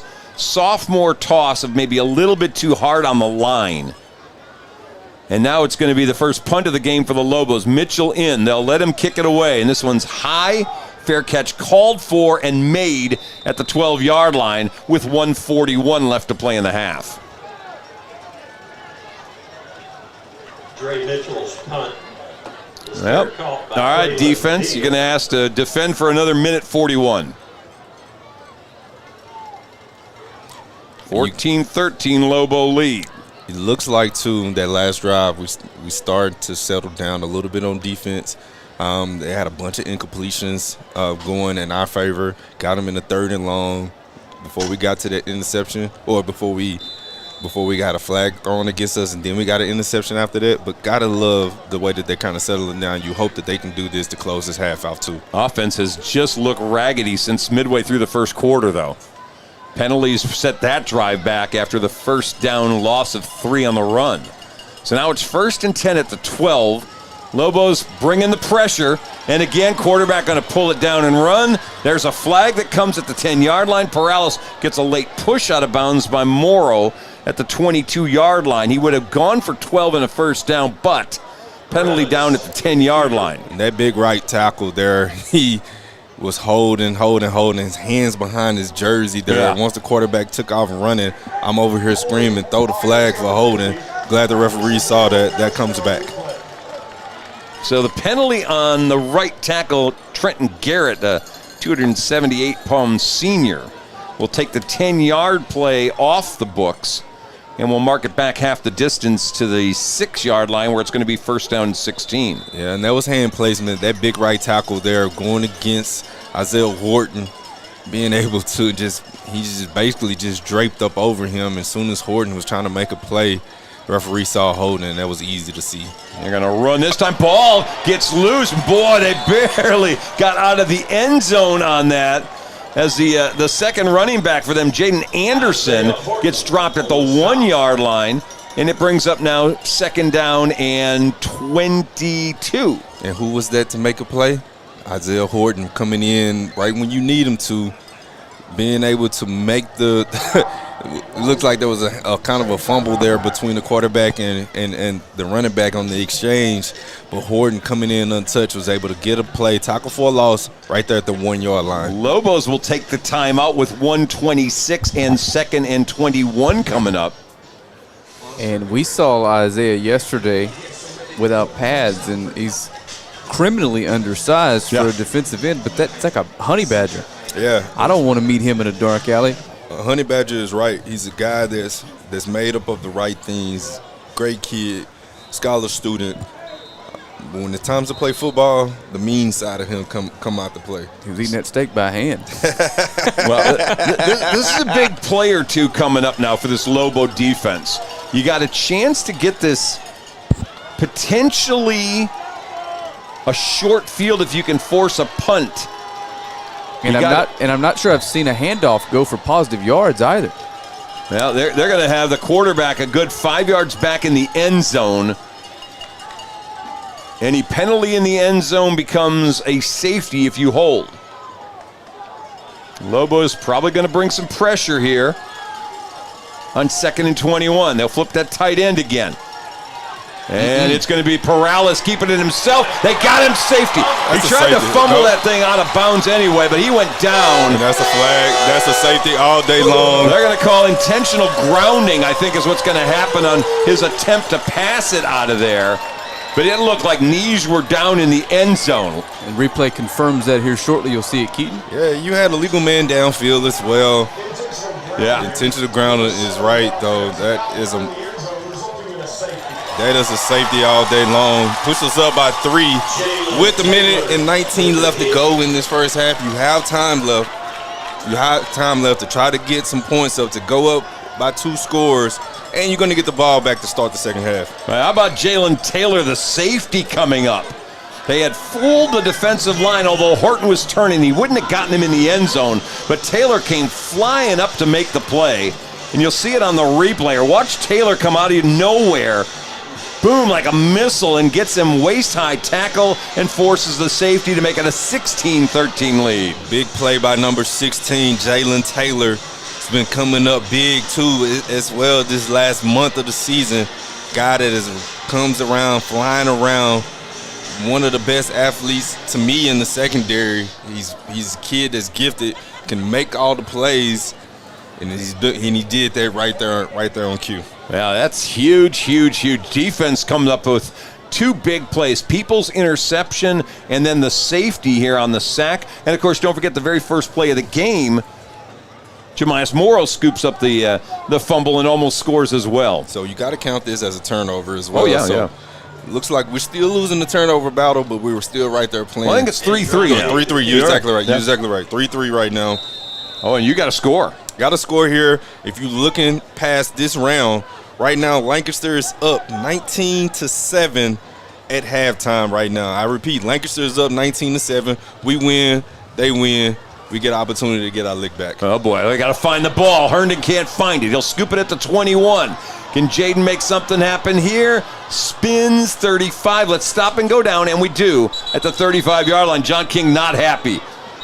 Not happy about what happened there. He thought he was going to get better field position than that. Hopefully he kept on to the ball there as they have fumbled and given the ball right back. You're kidding me. King is livid, throws his headset down. We turn the ball over, give this right back to this Naaman Forest team. Second time on this kickoff. And we're watching this on the replay again. He got spun, and again, almost like with Boosie. Yes. Spun, didn't put the knee down, tried to make a little more, and the ball pops out. Guarantee you these kids are going to be walking around campus. If we can finish this game off the right way, they're going to be walking around campus holding their football around. 1:11 left. Well, I tell you what, if you're Naaman Forest, this wasn't a bad exchange. You gave up 2 points, but you picked up 60 yards in field position. First down, Paralis back to pass. Got a guy open middle of the field. That's Garcia to the 20-yard line. Pick up on the play of 15. It's first down. He's scrambling around, and he continues to keep finding these slot guys wide open in the middle of the field. So, Jalen Taylor. first down at the 20. Gain of 15 on the play. Low snap, Paralis back, got time, flag down, another hold. He'll throw this one away into the Lobo bench, in fact, all the way to the track. And now it's going to bring up a probably 1st and 20 on the holding penalty. He knew it was holding too as well, so he just throws it away. Just get out of the pocket and just live for another down. We're waiting for the official signal on this. There it is. Boy, 78 has gotten hit with a few penalties. That's Reggie Wilson, the right guard. So they'll move this one back to the 30-yard line. Lobo's just happy for that time to come off the clock, as we're down to 42 seconds left. Mark them back to the 30. First down and 20. Paralis, 9 of 14, 134, touchdown interception. Back to pass, got time, throwing sideline. Let's see, was he inbounds? They're going to say yes at the 11-yard line. That's Deal with the catch. Pass is complete. And it's just short of the first down, but there is a flag down again back at the 35. And you saw 78 put his hands on his helmet again. That's Reggie Wilson, who got hit with it again. And he's livid. That kid, he's big. He's big as outside. He cannot miss him. He cannot move his feet, and he is just holding everybody out there as they throw the flag. Back to the 40-yard line. That's a 30-yard penalty. They had second down and 1 at the 11. Instead, it's 1st and 30 back at the 40-yard line. And Reggie Wilson, the 6'7", 335-pound senior, right now is hurting his team. With it being 1st and 30, you got to be able to keep containment. Stay locked in on your guys here. Don't give up anything short, or just don't give up anything, period. You got to play this. You got to play this head up. They're going to quick toss this one. Deal's going to get caught and dropped immediately. It's going to bring up second down. They may let the clock roll out here. And if you've noticed the last 2 snaps, Kason Brooks has had his hand in the dirt playing interior defensive line. That's who's getting the holding calls. Loss of a yard. They're going to try to hurry up 17 seconds and running. Back to pass, Paralis, pressure coming. He's going to have to run. Oh, he gets dropped. Oh, man, Brendan Reese, hello, have a seat. And if you'll notice, that was Brooks again with the immediate pressure. What an adjustment by Coach Berry.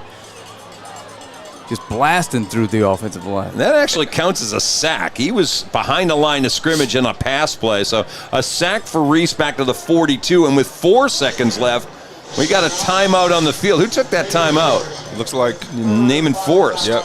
And Frank, you gotta.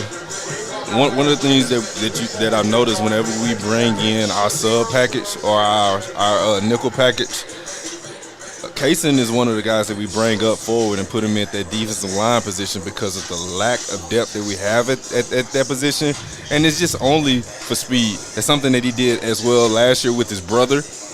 When his brother was here playing with us, his brother was put in a position to have to rush either at the end or a defensive tackle position, just somewhere to get speed at, to get to the quarterback as fast as we can. And he is the guy that is getting there with reckless abandonment and being able to cause plays. They put a little more time back on the clock, by the way. They got it up to 6 seconds back on the clock. So what was 4.5, they reset to 6. It's going to be 3rd and 32. So you figure quick pass sideline, try to get a shot for a field goal. Chance to tie it up, too. And instead, pressure comes to get him. Back at the 50-yard line. Ain't happening, boys and girls. One more time for Kason Brooks. Sack to the 50. We're done with the first half. And right on cue as we was talking, put him out there. Wherever he's at, he's going to go out there and seek the quarterback. Good things happens when he's out there. Got to love it. Well, the half ends a weird first half. Lobos jumped out to a 14-0 lead. And then the turnovers started coming in mass. We had 3-on-3 and actually 4 in that half. They only resulted, however, in 2 scores. We get a safety on a intentional grounding in the end zone. And just like that, the first half's in the books. And the Lobos won to the locker room with a 16-13 lead. And I'm sure John King is frustrated. This game should probably be 28-7. This game was definitely in our control early on. We gave them chances after chances after chances, got them within 1 point to where we blocked the extra point. Now we got a safety, and now our defense has come alive. They're playing well to get us up to 3 points. Gotta love the way the defense is playing. Gotta see the offense start clicking. All right, well, we're going to let you watch the band here as they start marching out on toward the field. We'll take a break and come back with you guys as we get close to kickoff. We'll give you the stats and scores and all that. You're watching us here on Longview Game Day. And before we turn it over to the big green marching machine, one more reminder, Gans & Smith Insurance Agency, gans-smith.com. Click, get a quote today. We'll be right back for the third quarter here in just a couple minutes.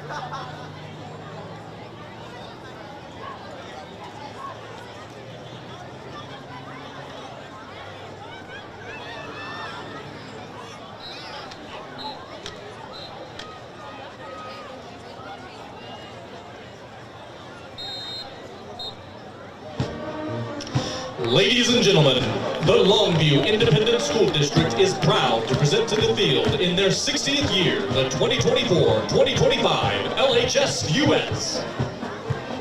Officers this year left to right are Senior Lieutenant India Davis, Senior Lieutenant Ashley Ontiveros, Senior Lieutenant Yasmin Christian, Junior Lieutenant Wendy Castro, and in the center, your captain, Senior Jayla Beecham. The Vuettes will now entertain you with their pom routine 2, As It Was.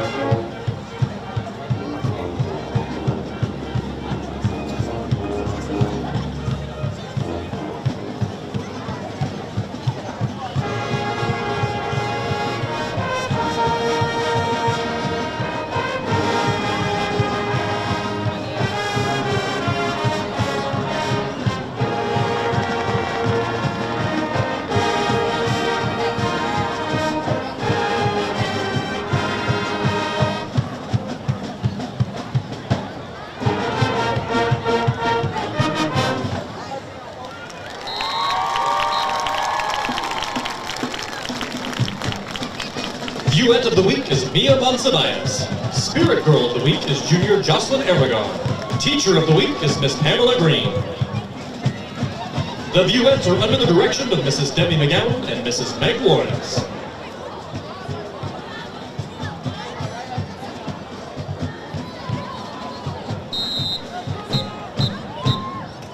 And now, the 2024 Longview High School Majorettes will perform a dance twirl routine to Show Me How You Burlesque.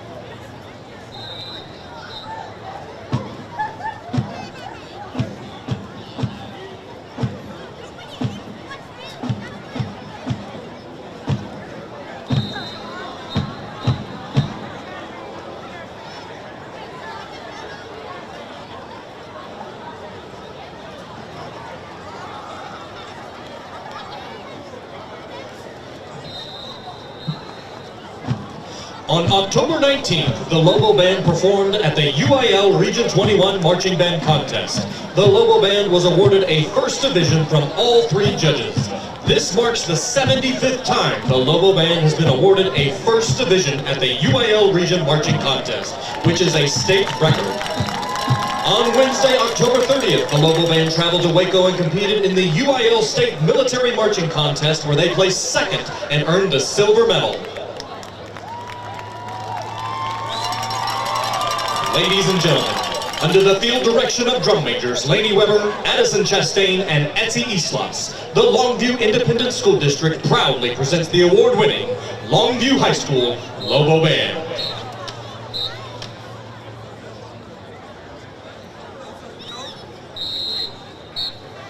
This is the Big Green Marching Machine.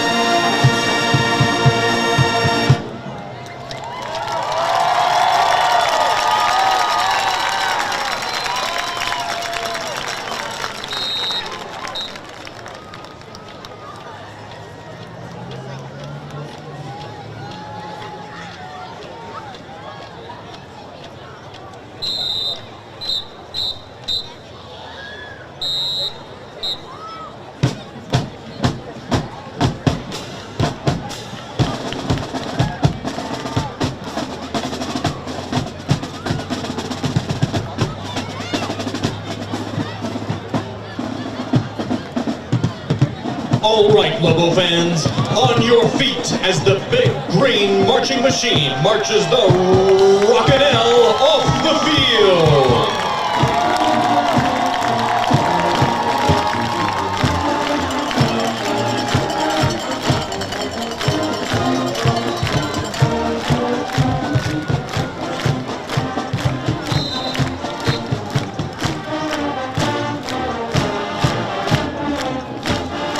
The students and directors of the Lobo Band would like to thank all parents, community members, and LISD for their continued support this season.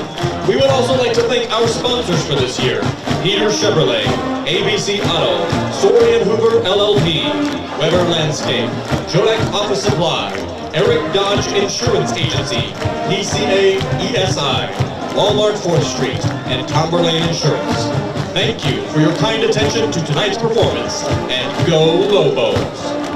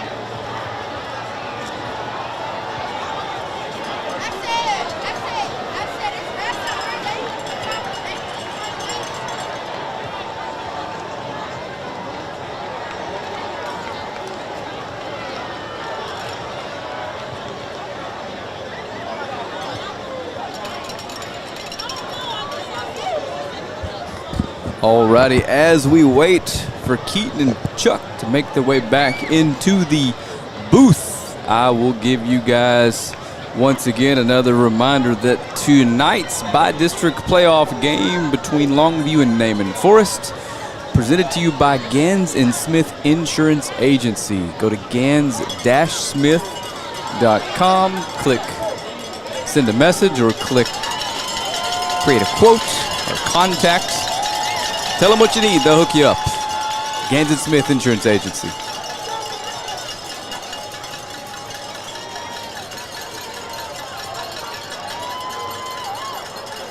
As you can see, Coach King and the Lobos getting ready to come on out of the tunnel.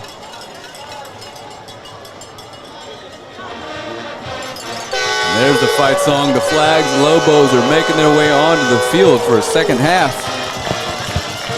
After a first half filled with miscues and mistakes, Lobos looking to correct some of those and move on to round number 2 to face what looks like it may be a pretty familiar opponent in Lancaster.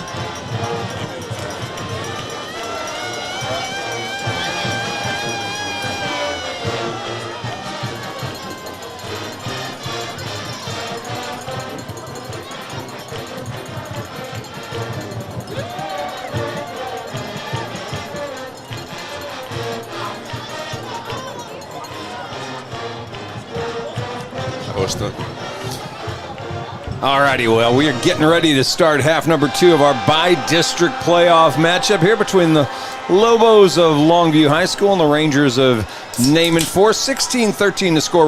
The Lobos 13 first downs, 10 for the Rangers. Longview with just 12 rushes, 66 yards on the ground. That one's a surprising number. Yes, sir. On the other side, Naaman Forest with 20 carries for 14 yards.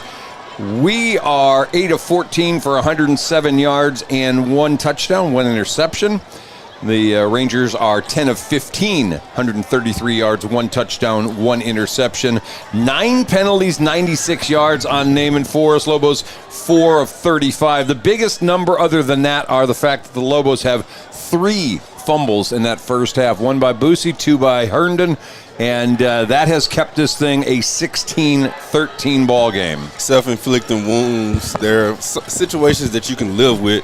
Looks like on kickoff now we're making a change by putting Bubba White back here now with Boosie. A guy, if you watch him, he is a threat as well to take the ball the distance at any given time. He's a guy that's been itching to get his way into the end zone. But right now, you just got to be careful. Got to be smart here to not cause any turnovers. Well, we were talking to folks at halftime, and the sense is it's probably going to be a heavy dose of Boosie Washington in the second half, or at least until you get that comfortable lead. And every coach I've ever talked to said, give me a 3-score lead, I'm happy. I don't like 2. When I'm at 3, I got a comfort level where I feel like I'm in control of the game. And that's where this ball game turned. We were down inside of the 10, looking to go up 3 scores. A mistake by Maverick Rowe, and we've got a ball game now. Boosie Washington, 8 carries, just 36 yards. We started this game talking about the fact he's the number 4 rusher all time. He does become, however, the fourth back now to crack 1,800 yards in a season. Big-time numbers there that don't come around easily. All right, so here's our second half kickoff. And this one is going to be snagged on the run at about the 7-yard line. And 25, 30, Bubba's still on his feet. And he'll get it out across the 30 to about the 32-yard line. A lot of excitement with the potential of a little more. But he did the right thing. He held on to the football. Thank you. There. So thank you there, Bubba. And that's where the fumbles have come tonight. Going for those extra yards towards the end of those runs. And Bubba White, have we seen, but he's not afraid to go head first into a punt where he should call fair catch and put 2 hands on the football. Official timeout here. Player down for the Rangers. They've had a couple of guys who have been banged up a little bit. One of them, that linebacker you see, was just in the shot, number 44, who has returned and apparently is no worse for wear. This time for them, that may be the worst possible thing. 32 is Ali Vincent, and he's the guy that's hobbling off the field. And he is the load on defense. He's running off on his own power. He's going to be back in this game. Oh, yeah. No, you're not going to keep him out for long. All right, Lobos on offense. Big question is who's under center, and it looks as though it's Maverick Rowe back at quarterback to start half number 2. And on first down, how about a handoff, Boosie Washington? Without Vincent in there, you think maybe a little chance to do something. He goes about 3, and you can see real obviously the Rangers are ripping at the football. Absolutely. Seeing that ball is coming out one time, these guys are going out there. It gets contagious, but that cutback was cut right. Boosie did the right thing there and finding an open lane there to get him a gain of about 4 yards. Second down and 6 at the 36. Rowe back to pass. Got a guy caught middle of the field. That'll be down to the 40-yard line. Kiefer Doxey with his first catch of the day. First down, Lobos. Kiefer Doxey with the excellent grab there. Maverick did an excellent job finding him wide open in the seams, being able to thread the ball through the needle to this wide open receiver. Kiefer with the excellent grab there. 25 yards and a first down. They'll go back to the eye. Handoff inside, Buster. Nope, Maverick keeping it himself. He's got a first down and more as they'll push him out of bounds at the 23-yard line for 17 more. Gotta love the way Maverick is staying composed on this drive. 2 big plays there. One comes off of a 25-yard play-action pass. This time we ran the triple option. He makes the right read, cuts up, makes the defender miss, gets us another first down. Something to think about. First down, Denmark in as an extra blocker. He'll go this time to Mumphrey. Oh. Buster loses the ball, and it's going to be recovered by the Rangers at about the 13-yard line. And it's the 4th fumble for the Lobos tonight. OMG. 4 fumbles on the night. Golly. What else can you do? Protect the ball. We've been fumbling the ball all night long. We know we need to protect the ball. And what we do, we go out there and turn it over again. Defense, you're in a situation now, backs against the wall, up 3. You need to be able to come and make a play now. Well, you know, we've said this over the last month or so. This Lobo team has had more fumble issues than any that we've seen in our time here. And I just don't know why. They're not irresponsible ball carriers by any stretch, but they've just been bad luck or bad form or bad something, bad juju. First down handoff, that's Obi out across the 15 to the 16-yard line. Maybe his biggest run of the night there. As he's been suffocated all night, we've been able to suffocate the running backs running the ball. It's really only just been the quarterback when he's been on the scramble situation where he's been able to break off big-time runs for these guys tonight. So it's back to the Lobo defense now. One more time, bail us out. He picked up about 3 on that first down carry, so it'll be second down and 7 now. Derek Obi, I think that may be his best carry of the night. Paralis back to pass, and he's going to avoid rushers and tacklers, and still on his feet, makes a cut, and finally pushed out of bounds around the 37-yard line. He goes for 21 more. Looked like that was a design run to try to get him out there in space. He fakes it. Yeah, it was a quarterback draw. He was running the ball the whole way there as he was able to reel off a big gain there. Pickup of 20 on the play. And it's first down at the 36.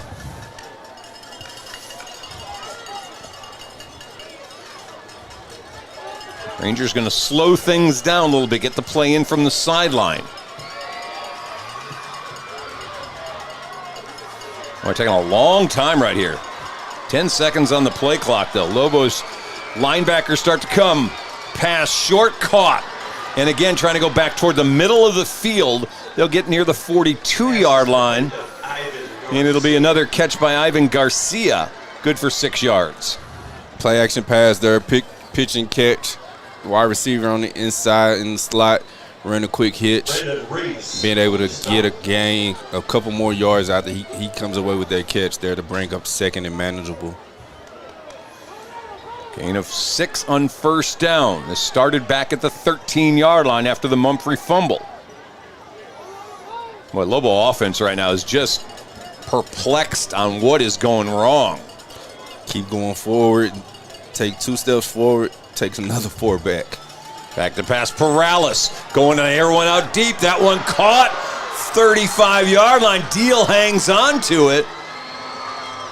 And they'll move the chains on a pickup. And, well, we got an offensive lineman. I don't know what number 53 was or 63 was doing. He stopped back in the backfield like he thought there was a holding penalty. Yeah, we was kind of in a disguised look there.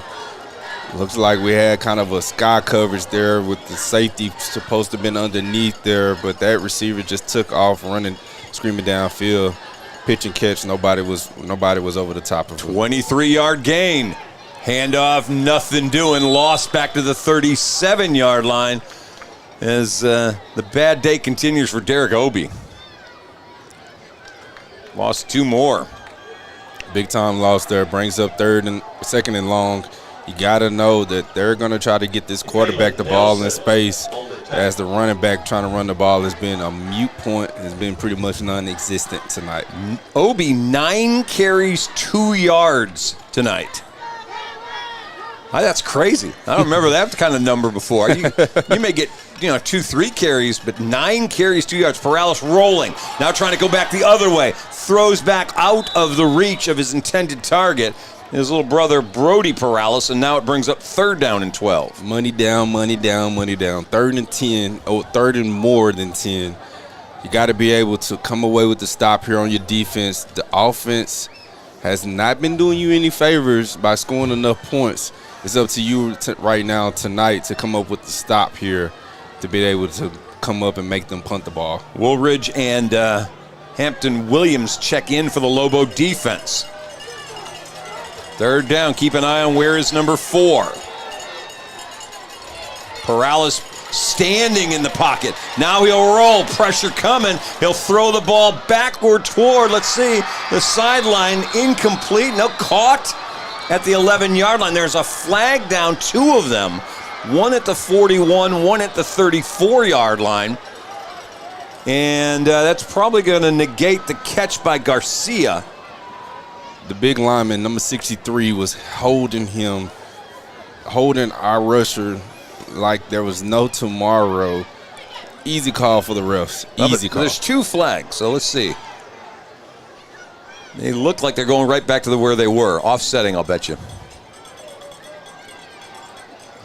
There were 2 fouls Yep. on the offense. Oh. Player downfield. Both on the offense. That penalty is declined. Holding.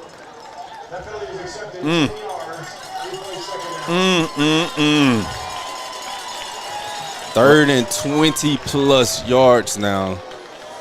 Well, let's start with what would have been a catch down around the 15-yard line, gone. That's the 2nd time that's happened to them. And for the penalties now, they're going off the charts. Playing some undisciplined football. But that's kind of hard to do when you have a scrambling quarterback that's trying to buy time. 10 for 106. They're going to quick throw one inside to Brody Paralis. He's going to try to run away from folks, but he's not getting away. They'll hold on to him for no gain at the 47-yard line. Now it's 4th and 22. That pass is complete to Brody Paralis. Casey Brooks on the stop. Coming up with 4th down here. You see Horton kind of comes up limping a little bit, but we're bringing in our punt team. And so does their center, Leandro Escobar. The center is hobbling off the field as well. So it's become a war of attrition a little bit here for the big guys. All right, punting time as Belshi in to punt. And he booms this one. Fair catch late called for by Bubba at the 20-yard line. And the Lobos will take over there after the 27-yard punt. Excellent job by your defense coming up with the stop there. Bending but not breaking, especially on a Mayday situation to where you got to come out there on the field after a turnover. Not being able to give up points here. Got to love the way your defense is being able to stand up tonight. 6:40 left to play in the 3rd. Lobo offense moving the ball, just not hanging on to the ball. Rowe back at quarterback. Give it to Boosie. Oh, he had a little bit of a seam, and for a second it looked like he was off and going. He got grabbed, however, last second by that safety number 1, Jaden Anderson.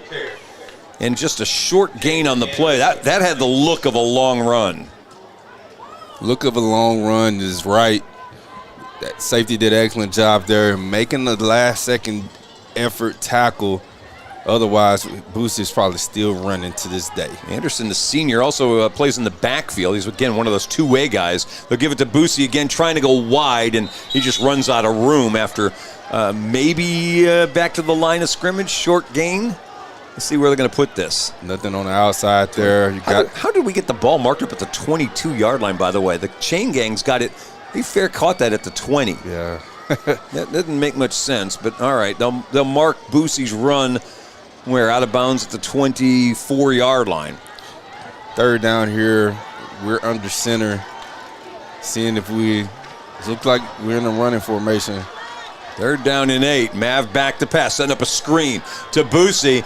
Sniffed out, ball on the ground again. Still on the ground, and the Lobo's going to fall on it, looks like, at about the 18-yard line.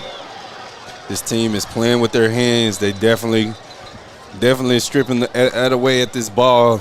Did an excellent job there at causing it, but the flag is down, holding. I see the ref is signaling holding against us. It looks like there's definitely going to be decline. Yeah, that was Courtney Jones, by the way, the linebacker. Sniffed it out, made the tackle, then did goofy afterward. They'll decline the penalty. And we got fourth down and a bunch coming up for the Lobos as they're back to about a 4th and 13. It has been a very strange ball game. You're asking a lot from your defense by having to make plays. You got to hope that they can continue to keep answering the call and to be able to come away with some stops here. It's a punt. And fair catch made, 42-yard line by Braylon Deal. So the Lobo defense gets to come back out again and try to preserve this 3-point lead. Gotta hate the way that we're starting this second half off from an offensive standpoint. First drive of the third quarter, you're driving and almost get to the red zone, come away with the fumble.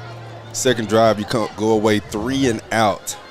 Asking a lot of this defense, who had to play a lot of that second quarter, asking them to do the same in the third. What's more bothersome to me is even though we got out of that with a punt, we again put the ball on the ground. And now either we're being really loose with the football or the Rangers are being real deliberate about we're punching the ball, we're stripping the ball. I don't know we've seen teams as aggressively doing this as these guys are tonight. False start we got here. movement, yep.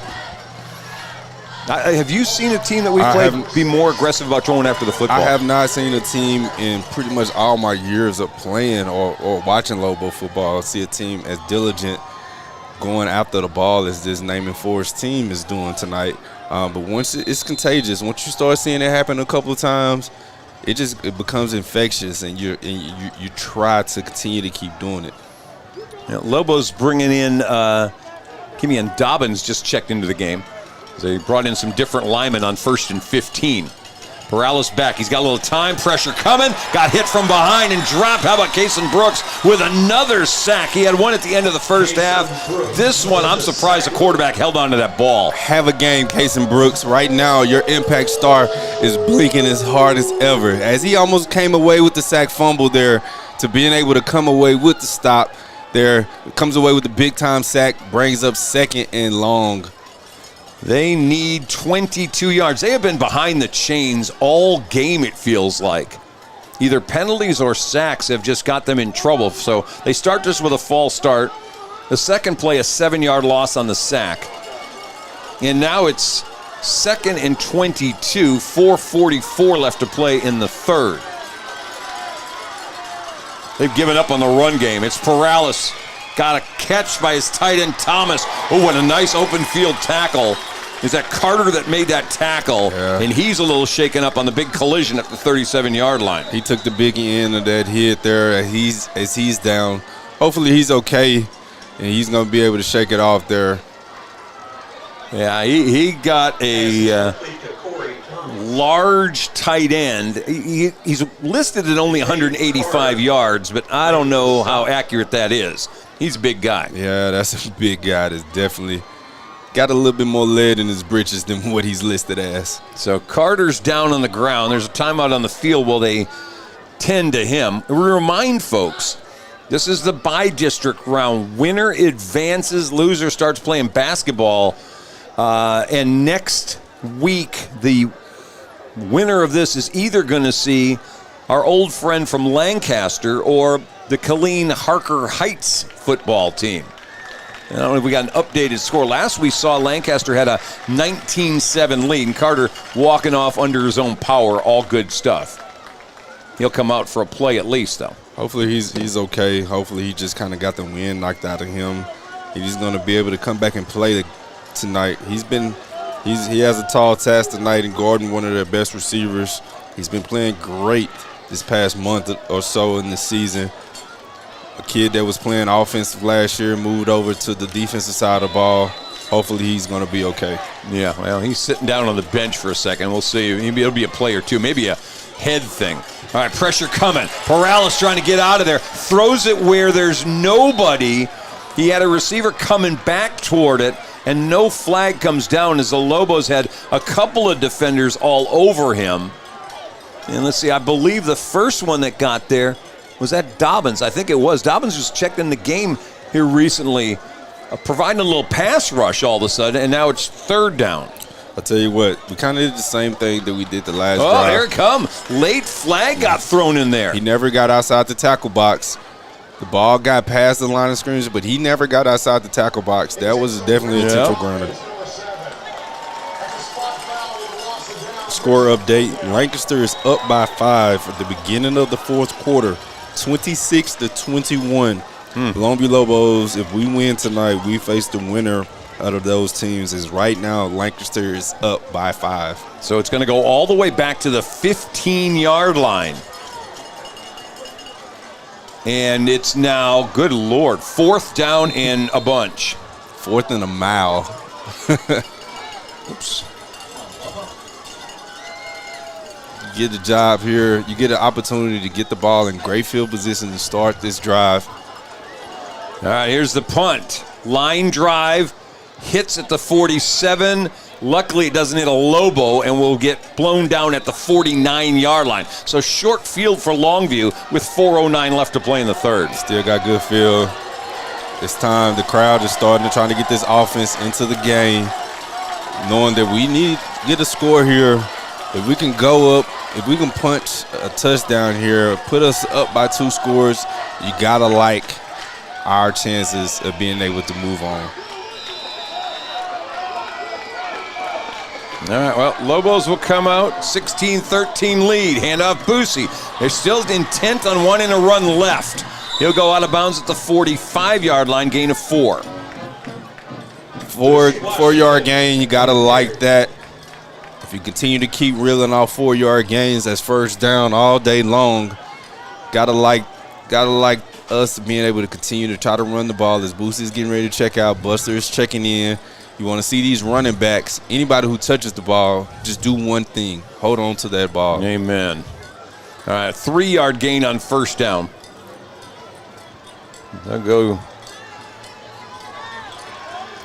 Maverick back in the pistol with Buster. Fake the handoff. Maverick's pass into traffic for Doxy. Incomplete. Right there breaking that thing up was Brody Perales, and now it's 3rd down and 7. Trying to go back to what worked for us earlier in that the second play of that drive. Come away with a big pass to Kiefer Doxy. That comes away incomplete as the safety or the DB was right there blanketing him. Boosie started checking in and came right back out again. Didi's going to split out left. Up top is Doxy. Haven't seen a lot of Herndon since the kick return fumbles. Back to pass, quick toss. Whoa, wrong one. Picked and then going the other way. Braylon Deal. Rose going to catch him and take him out of bounds before he gets to the goal line as he's taken out at the 30-yard line. But that looked like they were on different pages. Didi kept running. I think Maverick expected him to break that route off, and he threw it right to Braylon Deal for his 2nd pick of the game and the Lobos' 6th turnover. And Deal just sat on it, saw it. He did not. he was not confused at all. Almost had a chance to take it to the house to get a pick 6. but Maverick Rowe came away with the stop there, a touchdown saving tackle there. Well, that's a big play by Rowe. Didn't give up and made the play that at least denies the touchdown. But boy, the turnover bug continues. Yep. Somebody call Terminix. Get rid of that bug. First down at the 31. 3:48 left to play in the third. Boy, these are long quarters. Paralis handing off. No, he did not. He held on to it. Now he'll loop one up toward the middle of the end zone, incomplete. Boy, he's got a good play-action pass. Bubba White did an excellent job there, not falling for the double fake or the double move, staying over the top, making it hard for the receiver to be able to come away with the catch. The folks at Naaman Forest have pretty much given up on running the football. It's just pass at this point. Yeah, if anybody's going to run it, it's going to be the quarterback. Yeah, that's it. Second down and 10. Yeah, and they do. They hand off to Obi, nothing doing. Loss of a yard. I see a cornerback, KD, jogging over there to Coach House. He's looking like he's ready to try to check back in. Probably after this play, hopefully he doesn't have to, and hopefully we can get us a fourth down stop. I'm glad to see him up and moving around. I was afraid he may have gotten dinged in the head. He sat down and right away kind of put his head down. So third down and 11. One-on-one coverage here at the bottom of the screen. Paralis back. He's got a little time this time. Steps up, pressure coming, throws sideline out of bounds, incomplete. And again, one of those linebackers, Morrow this time, all over him. And it's 4th and 11. You almost think that at times, your defensive end is rushing too far up the field because the quarterback, he's stepping up, he's finding that wide open lane as they're going for it on fourth down here. Yeah. Carter coming in, Woolridge coming in. Lobos trying to get all the people in they need. Do we got enough here? 1, 2, 3, we got 12? 4, 5, 6, 7, 8, 9, 10, 11, 12. They're trying to get a guy off, and there's all kinds of stuff going on. Lobos are trying to run a guy off, and it looked like Deal took off early. Yeah, Longview had to take a timeout. The timeout was the right call. It looks like we were trying to get Bubba White back over here on this side of the screen, on the left side of the left side where he normally plays at. Just trying to get him there as KD was running on the field. It's just a lot of confusion. And on fourth down, just go ahead and take that timeout. Make sure you get the right play call. And to be honest with you, the Lobos looked a little bit out of sorts, like almost they didn't think they were going to go for it, or the personnel they brought in fooled them a little bit on what they wanted on the field. They were running instantly Woolridge in. Dobbins wasn't sure if he was supposed to be in or not. Some other guys were coming off, and it just felt like you either have too many men or not enough men on the field. And that is right. It looks like the Naaman Forest looked like they never really changed their personnel. It's just we was trying to hurry up and get ours on, and so that was just a recipe for chaos. Yeah, but if you get a stop here, that's a timeout well spent. Absolutely. I definitely agree with taking a timeout right here, knowing that they're trying to go for it on fourth down. I would have my nickel package in the game, and I see Bradley Williams in, so definitely look for Kason Brooks to try. Oh, now there's Brendan Reese right there at the end here at the bottom on the screen. 4th and 11. They back out of the pressure. They let Paralis have time. Oh, my goodness. Deal goes up and grabs it for the first down at the 18-yard line with a defender just hanging on him. He manages to come down with Bradley Williams all over him and gets a first down catch. What a catch there by Deal. Quarterback had all the time in the world to be able to make that throw, as we weren't really trying to get after him as well, knowing that he's a threat to be able to score. And for the first time in this second half, this this Naaman Forest team has the ball inside the red zone. Yeah, and a chance to take the lead. 16-13 to score. First down at the 18-yard line. Handoff Obi. Lost Morrow all over him. Back to their 22-yard line. Good grief, we're good run defense. Who needs to make a play? Let your linebacker run free to be able to do that for you. Brendan Reese. I thought it was Morrow, 24. It was 34. It was Reese that got there. That defensive line did an excellent job. He fights off the block, throws his man that was trying to block him to the ground, and he goes and makes a play. I mean, excellent job fighting off that block from the tight end. All right, they're and back. He goes for a tackle for loss. Backward again, 2nd and 15. Here goes Perales trying to run away. He'll throw this one out of bounds. And again, was he out of the tackle box? Was there a receiver there? Referee is looking like he's calling for the next down. Yeah, they're looking at it again, but Perales dodges a bullet, does not take the sack, and manages, I guess, to get outside the tackle box. Let's see. He did not get out of it. Sure didn't look like it. No, sir. 3rd down, 14. And again, expect 4 downs here. Lobos chose not to rush heavy at him on 4th down last opportunity. Right now, wide receiver number 2 is not covered. They gave him time. His pass is short. He was looking again middle of the field, and this time aiming for Ivan Garcia, number 2, who you were talking about. And now it's 4th down again. You're in field goal range. What type of kicker do you have? Now, Andrade, if I'm remembering right, his long this year was 42. And they're going for it. It would be a 40-yard attempt from here. But they've been rolling the dice and have been pretty lucky with it on 3rd and 4th and long. So they're going to split 3 off to the left, the short side of the field. Lobo band going to try to make some noise. Here comes some pressure. Oh, he steps between them. No way. And he's going to be short of the 1st down as he's taken down about the 13-yard line. Boy, the Lobos had 2 guys on him and just couldn't get him down.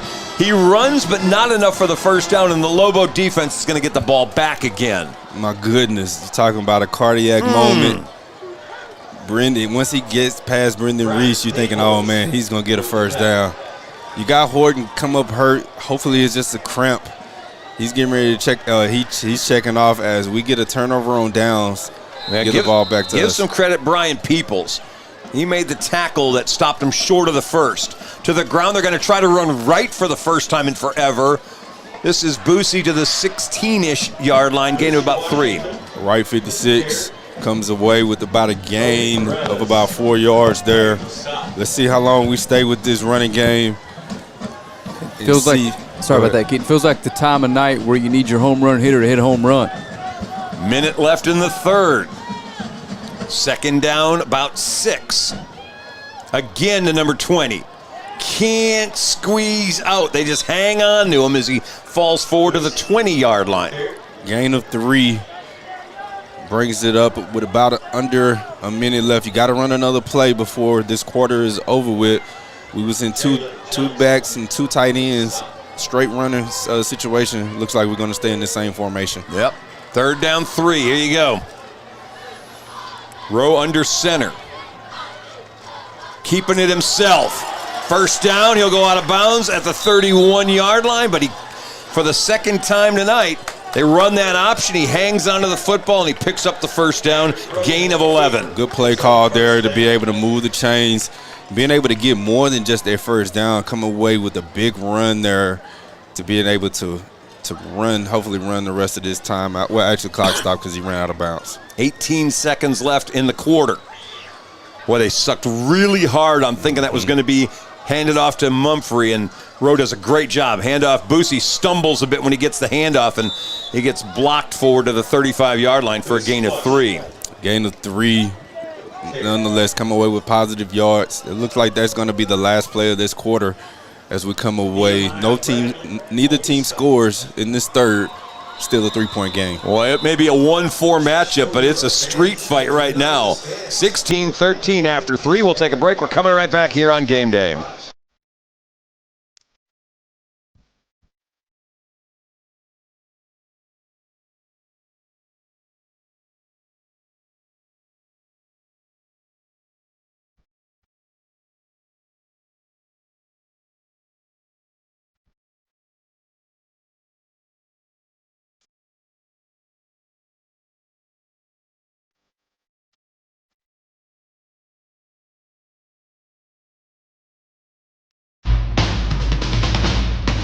Our offense was dominating this year.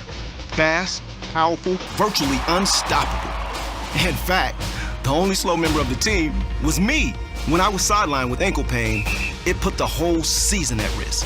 So, just like when my players need the best care, I turned to a proven provider. Now, I'm back in the game. Get the care you need at physician-owned Baylor Scott & White Texas Spine and Joint Hospital or visit tsjh.org to find a special.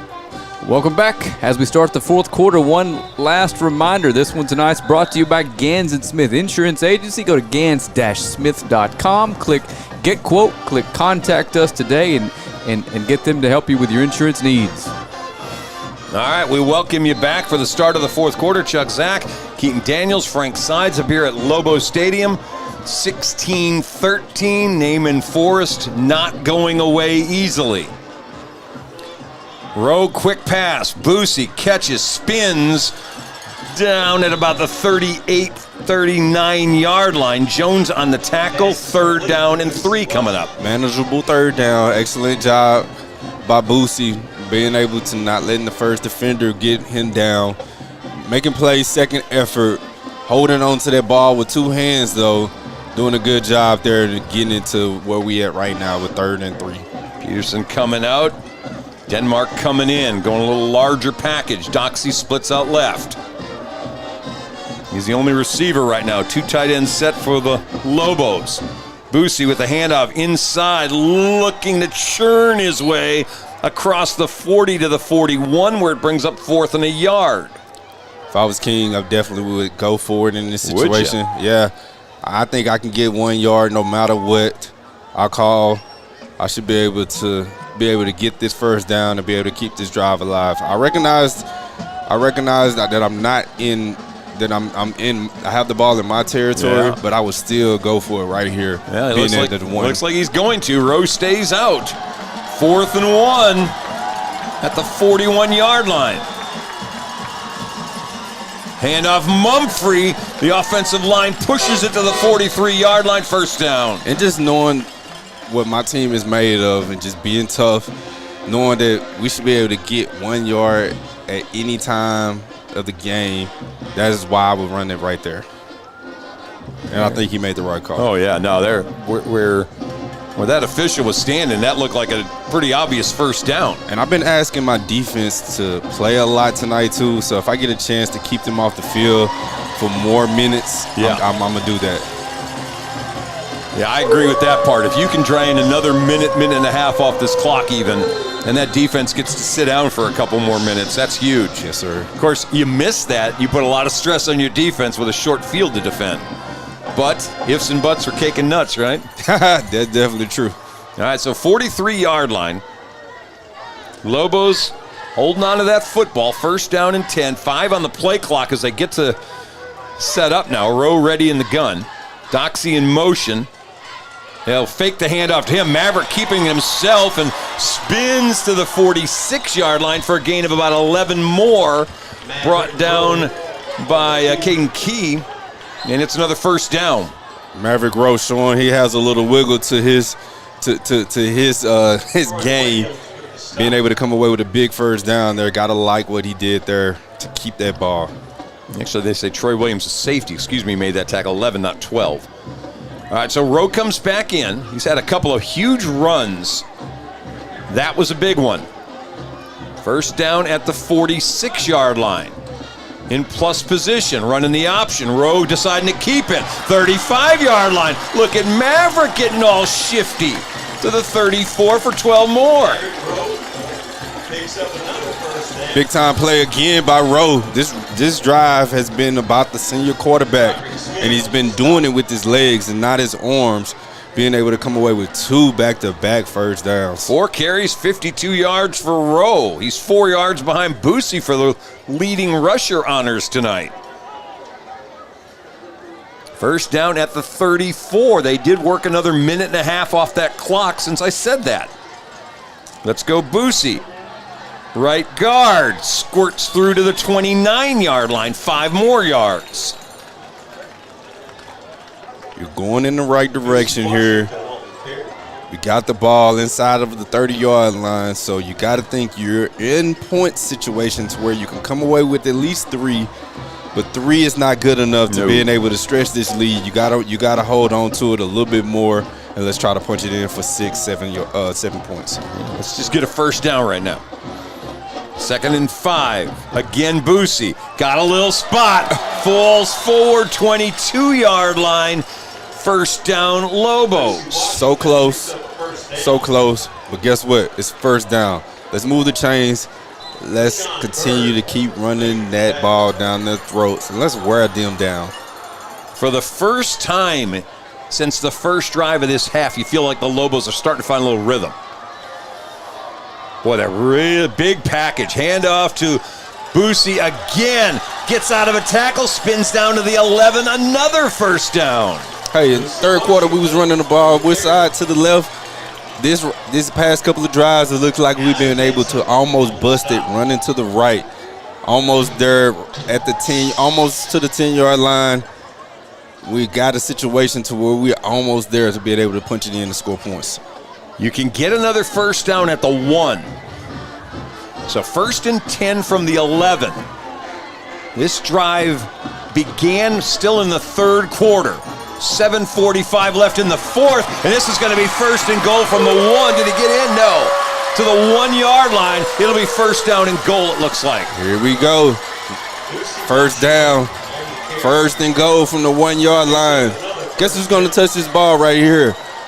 If you guessing Boosie, I'm right there with you guessing it right too. Run it to the right. Run it behind your blockers, and let's get into the end zone. Let's not play around. McMillan, Reitner, George on that right side. First down. Touchdown, Lobos. From a yard away, Boosie. We started the game this way. In the fourth quarter, we get it back to this way. 22-13 lead. Took more than 5 minutes off the clock.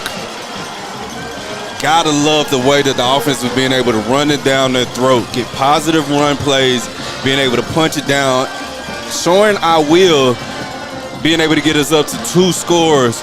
You got to think the way that the defense has been playing, we can come away with some stops. Let's get a turnover right here now. It's first of all, point after try. Up. It's good. Mitchell makes it a 10-point lead. 23-13 with 7:13 left to play in the game. Take a timeout. Coming right back here on Game Day. Hi, I am Emily Kidwell-Ramey, Longview's local independent insurance agent. I specialize in home, auto, life, and commercial. I'd be more than happy to help you with any of your insurance needs. And go Lobos.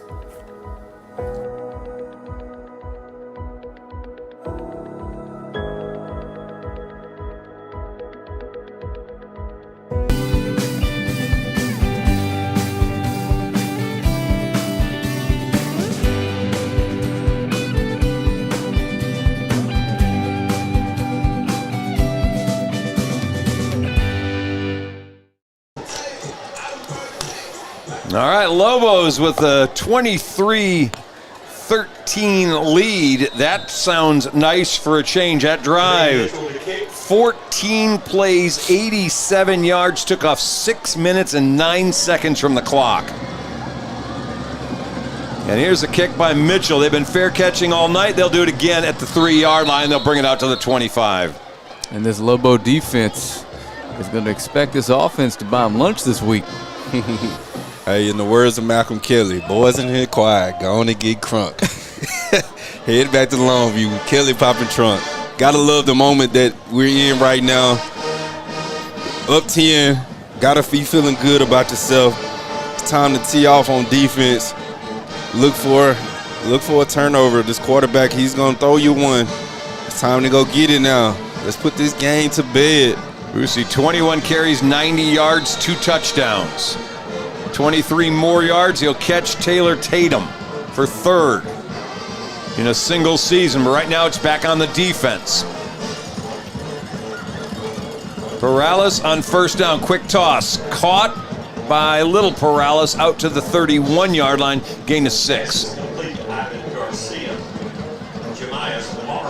And we got a lineman down again for the Rangers.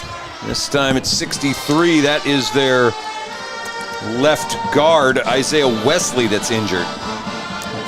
Got to be a tad discouraging with the Lobos in the backfield all night, losing another offensive lineman. It's okay. We've been attacking. I guarantee you right now, coming up with the backup in the game, you got to know what we're going to start sending us some pressure to. You got to see what they're capable of, and let's get this quarterback reeling. I'm going back to that last drive we just did.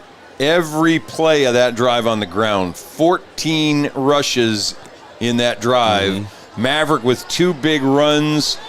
Boosie with the last 1, 2, 3, 4, 5 carries to take them the last 34 yards to get the 10-point lead in the score. All positive plays, too. Oh, ball loose. They're going to have to fall on it back at the 24-yard line as they will end up losing all and then some that they gained on first down. And Keith, not just positive plays, but it felt like every single carry there by Boosie, he was a shoestring tackle away from breaking the big one. So 3rd down and 11 now. Naaman Forest in a little bit of a desperate spot. 6:23 and counting left in this game. They got to have 2 scores. Morales back, got time. Fastball caught short. He dropped it. Came out at the end of that. It'll be 4th down. And you almost have to go here. Excellent job there by Bubba White. Nope. Fighting to the end of that play there, making it come up incomplete. Brings up 4th down, and guess what? They're punting it right now. 6 minutes left to go in the game. We just reeled off a good 6 minutes on the last drive. Well, they got 3 timeouts, and you kind of figure we're in that place now where they're going to have to use them. You know they're definitely going to be playing, trying to get turnovers. Or better yet, Bubba just ends this thing right here. Belshie back at his 10-yard line. His punt, line drive low. Bubba catches it at the 47. Starts right, decides to go left instead. He'll get it to the 41-yard line. Lobos get great field position. If you come away with a touchdown right here, you got to get ready to turn off the lights, get ready to look forward to the next round as we are getting ready to try to punch our ticket to go to round 2. Do we have an update on the Lancaster score? Last time I checked, they was up 11 in the 4th quarter. Let me check again. This game might be over, folks.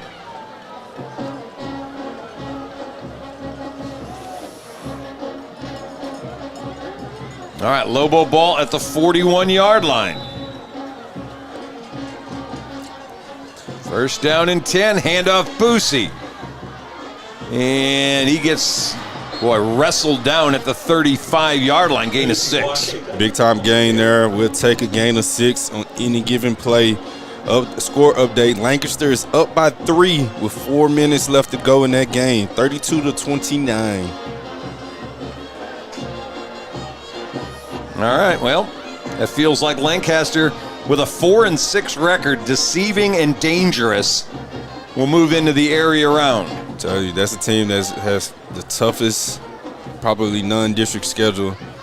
Boosie again right around the chains, maybe 3rd down in inches. I'm going to say just the toughest schedule, period, because anytime you're in the same district with Duncanville and DeSoto, 2 teams that won state last year, and in the same district, it tells you what type of game you need to come with. Well, what you're doing is you're playing for 3rd. You're playing for 3rd, and they finished in 4th. Well, 4th's as good as 3rd. Just as long as you're making it into the playoffs, right. And in that district, you gotta still feel good about yourself. That's it. All right, with 3rd down and a yard, straight ahead Maverick, 1st down to the 20, almost 8-yard line. He gained solid 4 on 3rd down and 1. And that brings this clock under 5 minutes to go. The ball inside the 30-yard line. You got to know that we're not in no hurry to try to hurry up and run plays here as we have this game in control. It's going to be ugly. There's no getting around that. But you almost feel like we're better off moving forward, having to fight through this and win a game like this than having a team come in here and beat them 63-0. Absolutely. I really do believe that. Absolutely. When you play a game like this and you've weather the storm, you got to feel good about yourself going forward. Boosie, boy, flying in there was Ollie Vinson. Yikes. That's the kind of play we saw on film over and over again. Absolutely. Just shooting through gaps and trying to take on runners before they can get going, and they lose a yard on that play, 2nd down and 11. And here they are taking their first timeout. And this is by far the best I've seen a defense bottle up Boosie all year. But guess what? He has 100 yards tonight. Absolutely. A quiet 100. Well, and again, we ended up losing drives because of turnovers, including his own. On one that we were driving 40-yard line. We start looking at all the possessions we gave away the ball early. 100 yards could easily be 150 or 60 tonight. Absolutely right. That's correct. So a timeout's taken with 4:05 left to play in the game. It's the first one for the Rangers. They still got 2 left, and that's what they were waiting for, is the first time they had a 2nd and long where it felt like they could maybe turn over a possession. I still think you got to go for it on 4th down, last possession. Your punter doesn't, he's not going to flip the field and give the Lobos the ball back at the 15. Would you gain 12 yards there, 15 yards? Yeah, gave us ball right there inside, in their own territory. Yeah, the punt return by White made it basically a 16-yard punt, 17-yard punt. All right, so 2nd down and 11. Lobos have been run since that last drive. And now they're going to pass. Rowe back, throws, got a man, no! Boy, Herndon looked like he had money and dropped it at the goal line. What a pass, what a throw by Rowe, on time, on the money. He took a huge shot, and Herndon just dropped a touchdown. Oh man. It's been that kind of night for the freshman tonight. Welcome to the playoffs. It's not your welcome moment. You're going to have nights like that sometime. He's had 2 kick return fumbles and now a drop of what would have been a game-clinching touchdown. That was on the money, on the numbers, on the 1-yard line. And in the NFL, that's a roughing call. That dude laid all of his weight on Maverick. And they'll go back to the ground. Boosie.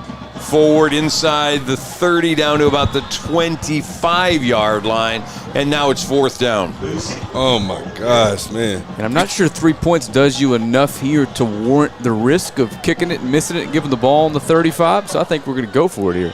You see Boosie coming off hobbling again. He's that same ankle that got twisted up on earlier.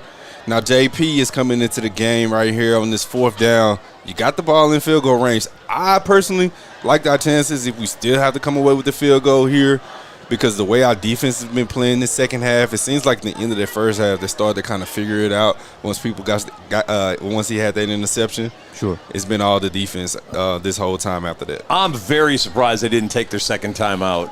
They're just letting this clock roll all the way off, and the Lobos, I believe, are going to take the timeout. They do with 3:07. Why in the world did Naaman Forrest not take a timeout and let 35, 40 seconds roll right off that clock? That they need time. What's going to be a 4th down in about 7. They could have forced the Lobos' hands a lot earlier. That 40 seconds is huge. And score update here. Lancaster is up 40-29. Again, that lead is up by 11. All right. With 1minute and 36 seconds left. So it looks like, barring any type of setback, Lancaster is going to punch their ticket to the 2nd round. Will they be facing the Longview Lobos? If so, let's get our league back. Well, we got them last year in Forney, and that didn't go well. We'll see where they decide, if indeed it's the Lobos that advance, where they want to meet again. Would be, I guess, next Friday night. Yes, sir. For those of you watching, Haynes King plays on Thursday nights. So we're not playing Thursday. There's no definite. We're not for sure when we're going to play, but I would bet we're not going to play at the same time Georgia Tech if we can avoid it. Saturday's open then. Saturday's Haynes open. isn't playing on Saturday. Yep. Frank's going, no, Saturday's not open. You're probably right. It is open. Not for business. We don't know yet what time, where we're going to play, what day we're going to play. We just know we're just trying to punch our ticket to the next round. All right, well, Boosie wasn't on the bench for long, and he's back in the game. He's in the slot right. Rowe back to pass. Pressure coming. He's in trouble, and gets away, throws it, intercepted. And that'll be the 7th Lobo turnover. Brody Perales with the interception. It's as good as missing it on 4th down. I mean, honestly, the interception's not a killer either way. You wish you would have gotten a first down. But in effect, ball went to the 20. If that thing's returned the other way, it's a disaster. Here, it's only the 20-yard line. And it's, like I said, as good as going and not quite getting the first down. And I'm sorry, I cut you off. I wanted him to throw it away because knowing we had a chance at a long field goal, but that 3 points is not going to really do anything for you right now. But even if you was up 10-13, they still need 2 scores to be able to win. So with 2:55 on the clock, it's amazing. Lobos have a 10-point lead with 7 turnovers. This one caught. 29-yard line. They'll take him out of bounds, and I believe that may be Garcia with the catch. That statement is so absurd, Chuck, that I literally just chuckled when I heard it. To win a game, to be up by 10 with 7 turnovers. It's crazy talk. Crazy is what it talk. Is. So 2nd down and about 2. Perales back, looking deep, middle, pressure coming, throws. Bubba White there, can't hang on to it. Incomplete. 3rd down. 3rd down. 2 minutes and 21 seconds left to go. Clock stops. 3rd and short here. This Ranger team just suffered a break as they almost came away. Bubba White almost came away with the interception right now. But hey, 3rd down here. What is coming up now? Yep. A lot of movement here. Yeah, this play doesn't matter a whole lot. There's going to be another one anyway. 3rd down and 2.5-ish from the 30-yard line.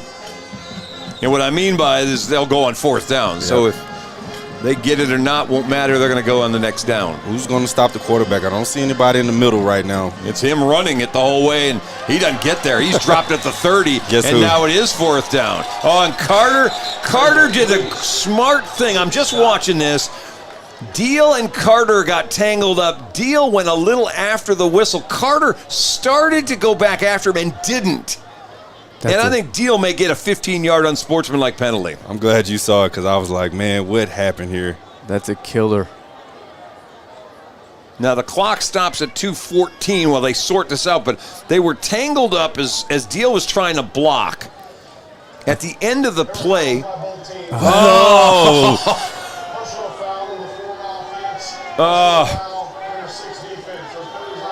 like Coach King said, what's the point of throwing that flag? Yeah, that's just a waste of time. And honestly, I don't know if we'll get back on replay or not, but it looked like they were locked up. They engaged and then Deal with a light push after the whistle. Carter started feigning like he was going to go and then held himself up like, I'm not doing this. This is bigger than me. And instead, it's two flags. On 4th down, they'll get the catch. And that's the tight end Thomas, who's down to about the 38-yard line. They gain the yards they need for the 1st down, and they keep the ball. 1st down there on the 4th down. This Lancashire, I'm already calling them Lancashire. Sorry, guys. This Naaman Forest team is moving the ball, but they have the time is not on their side. They need to score quickly. Yeah, 150 and counting now. 1st down, Perales looking. Got a man that's caught, dropped at the 48-yard line. These little 10 yards at a time is exactly what the Lobos will give up. You want to do 10, go ahead, but we're not letting you have 50. Clock stops here. There's a flag on the play. Looks like they was back over there where the quarterback was. So holding 78 again. Reggie Wilson. Any chance you've got a running total on penalties for Naaman Forest so far? It's got to be up there in the 130, 140-yard range. Yeah, and he just pulled that tackle by his arm or just pulled it by the back of his jersey. That's holding it all day long. I have them unofficial 13 penalties, 143 yards. That's a recipe to get your butt whooped every single way. It negates a bunch of turnovers by your opponent. How about that? So 1st and 20, pressure coming. Perales under duress, got away once, twice, not a 3rd time. They got him back at the 20-yard line. Finally, Jemias Morrow had 2 shots at him and finally got to him. and drops him back at the 20-yard line, and they've got to get all the way to the 48 for a first down. Paralysis, Cialis, malice in the palace. Lobos come away with a big sack. Oh, no. You gotta like the way that we're playing right now as we've been pitching the shutout in the second half. I almost called you Alice, just so you know. Clock stops 1:19 on the timeout. It's going to be 2nd and 28 at the 20-yard line. And it's almost like the Lobos have just kind of woken up from a hibernation, and we're playing Lobo football here in the fourth quarter. Yeah, 36 carries, 197 yards, and 24 first downs for the Lobos. They were 11 of 21 throwing the football for 133. So quick math gives us 320 yards of offense. No, 330. I was right. 330 yards of offense. However, 5 fumbles, 4 lost, and 3 interceptions. 7 turnovers tonight for Longview. Paralysis back, coming after him again. They got him back at the 1-yard line. This time it's Kason Brooks that gets there, and now it's 3rd down, and I need an abacus. Kason Brooks, have yourself a game. This is 3rd and a country mile. I'm not even sure a country mile. This might be a city mile. Yeah, to be able to get a first down. You're going to have to just close your eyes and just run like Forrest Gump to be able to even think twice about getting a first down. Keaton, have you ever in the playbook had a 3rd and 45 play? Never, That's ever. What they need right now. Not when Kason Brooks is lined up coming after you, don't. What you don't need is pass interference or a personal foul. Not that they're going to matter a whole lot. Clock running. We'll take a hold. 3rd and 45. They've already had 1 safety. This one incomplete. 4th and 45 with 33 seconds left. Good night. Turn off the lights. This party is almost over. Well, Frank's got to break down stuff. Don't leave the lights on for a while. Leave the lights on for Frank, please. But So, hey, these I mean, Lobos are getting ready to punch their tickets. Obviously, you have to go for it here, and in all likelihood, the Lobos are going to have the ball with a chance to punch it in with They'll one take carry. a knee. You'll take a knee. No timeouts, so you're probably right, Chuck. Yeah, no, they're going to take a knee if they get the ball. 4th down, 45 from the 3-yard line. Hey, no matter what, I'll see you guys next week. Hey, buddy. You going down? I'm going to head on down. Boosie, by the way, 100 yards tonight. 25 carries, 102. Paralysis on what's the last play probably for their season, incomplete. Lobos will take it at the 3-yard line with 26 seconds left to play. Chuck, I'm going to make a final score graphic here while you bring us home. All right, well, I'll tell you what, let's really quickly run through what happened tonight. Lobos, Calvin Washington, 25 carries, 102, 2 touchdowns, 2 fumbles. Maverick Rowe, 5 for 56. Buster Mumphrey, 5 for 29. He had a fumble as well. Trey Hamilton, 1 carry for 10 yards. Throwing the football, Maverick, 10 of 17, 121, a touchdown, and 3 picks. Trey Hamilton, 1 for 4 for 12 yards. Catching the ball, Boosie with 5 for 43, DD 2 for 29. Kiefer had 1 for 25, Herndon 1 for 22, Bryant Williams 1 for 9 yards and a touchdown, Buster Mumphrey 1 for 5 yards. On the other side, running the football, how about the leading rusher was John Kamara. 2 carries, 6 yards today. D'Angelo Perellis, 16 carries, 1 yard. Derek Obi, 11 carries, minus 3 yards. That's 27 carries and minus 2 yards by their 2 leading rushers tonight. D'Angelo Perellis was 18 of 33, 205, 1 touchdown, 1 interception. Deal caught 5 balls for 60 yards. Garcia 4 for 44. Brody Perales had the 1 touchdown, 3 catches, 77 yards, and the 1 score. 23-13 the final score. Lobos 24 first downs to 14. They gained 197 on the ground. The Rangers 0 on the ground. 205 for Naaman Forrest throwing the football and running the Lobos 133 throwing the football, and we got a little scrum going on in the handshake after the fact. Far side of the field they got in and still are getting into it. There's still some stuff going on, and nobody needs to get tossed out now if you're a Lobo. No. Those are fists flying. Yeah, it's bad on the far side of the field right now. Now the fans are coming on the field. This is not good. Oh, boy. This is all bad. Far side of the field's a nightmare right now. Oh, no. You got fans going down to the railing. You've got players from both teams. First, they got into it on the far side after they made their way through the beginning of the handshake line. It started, and then it got bad. Looks like we got it under control yeah, now. I hope so. I think between the coaches and whatever actual adults, not adults acting like fools, but whatever actual adults are over there, managed to break that thing up.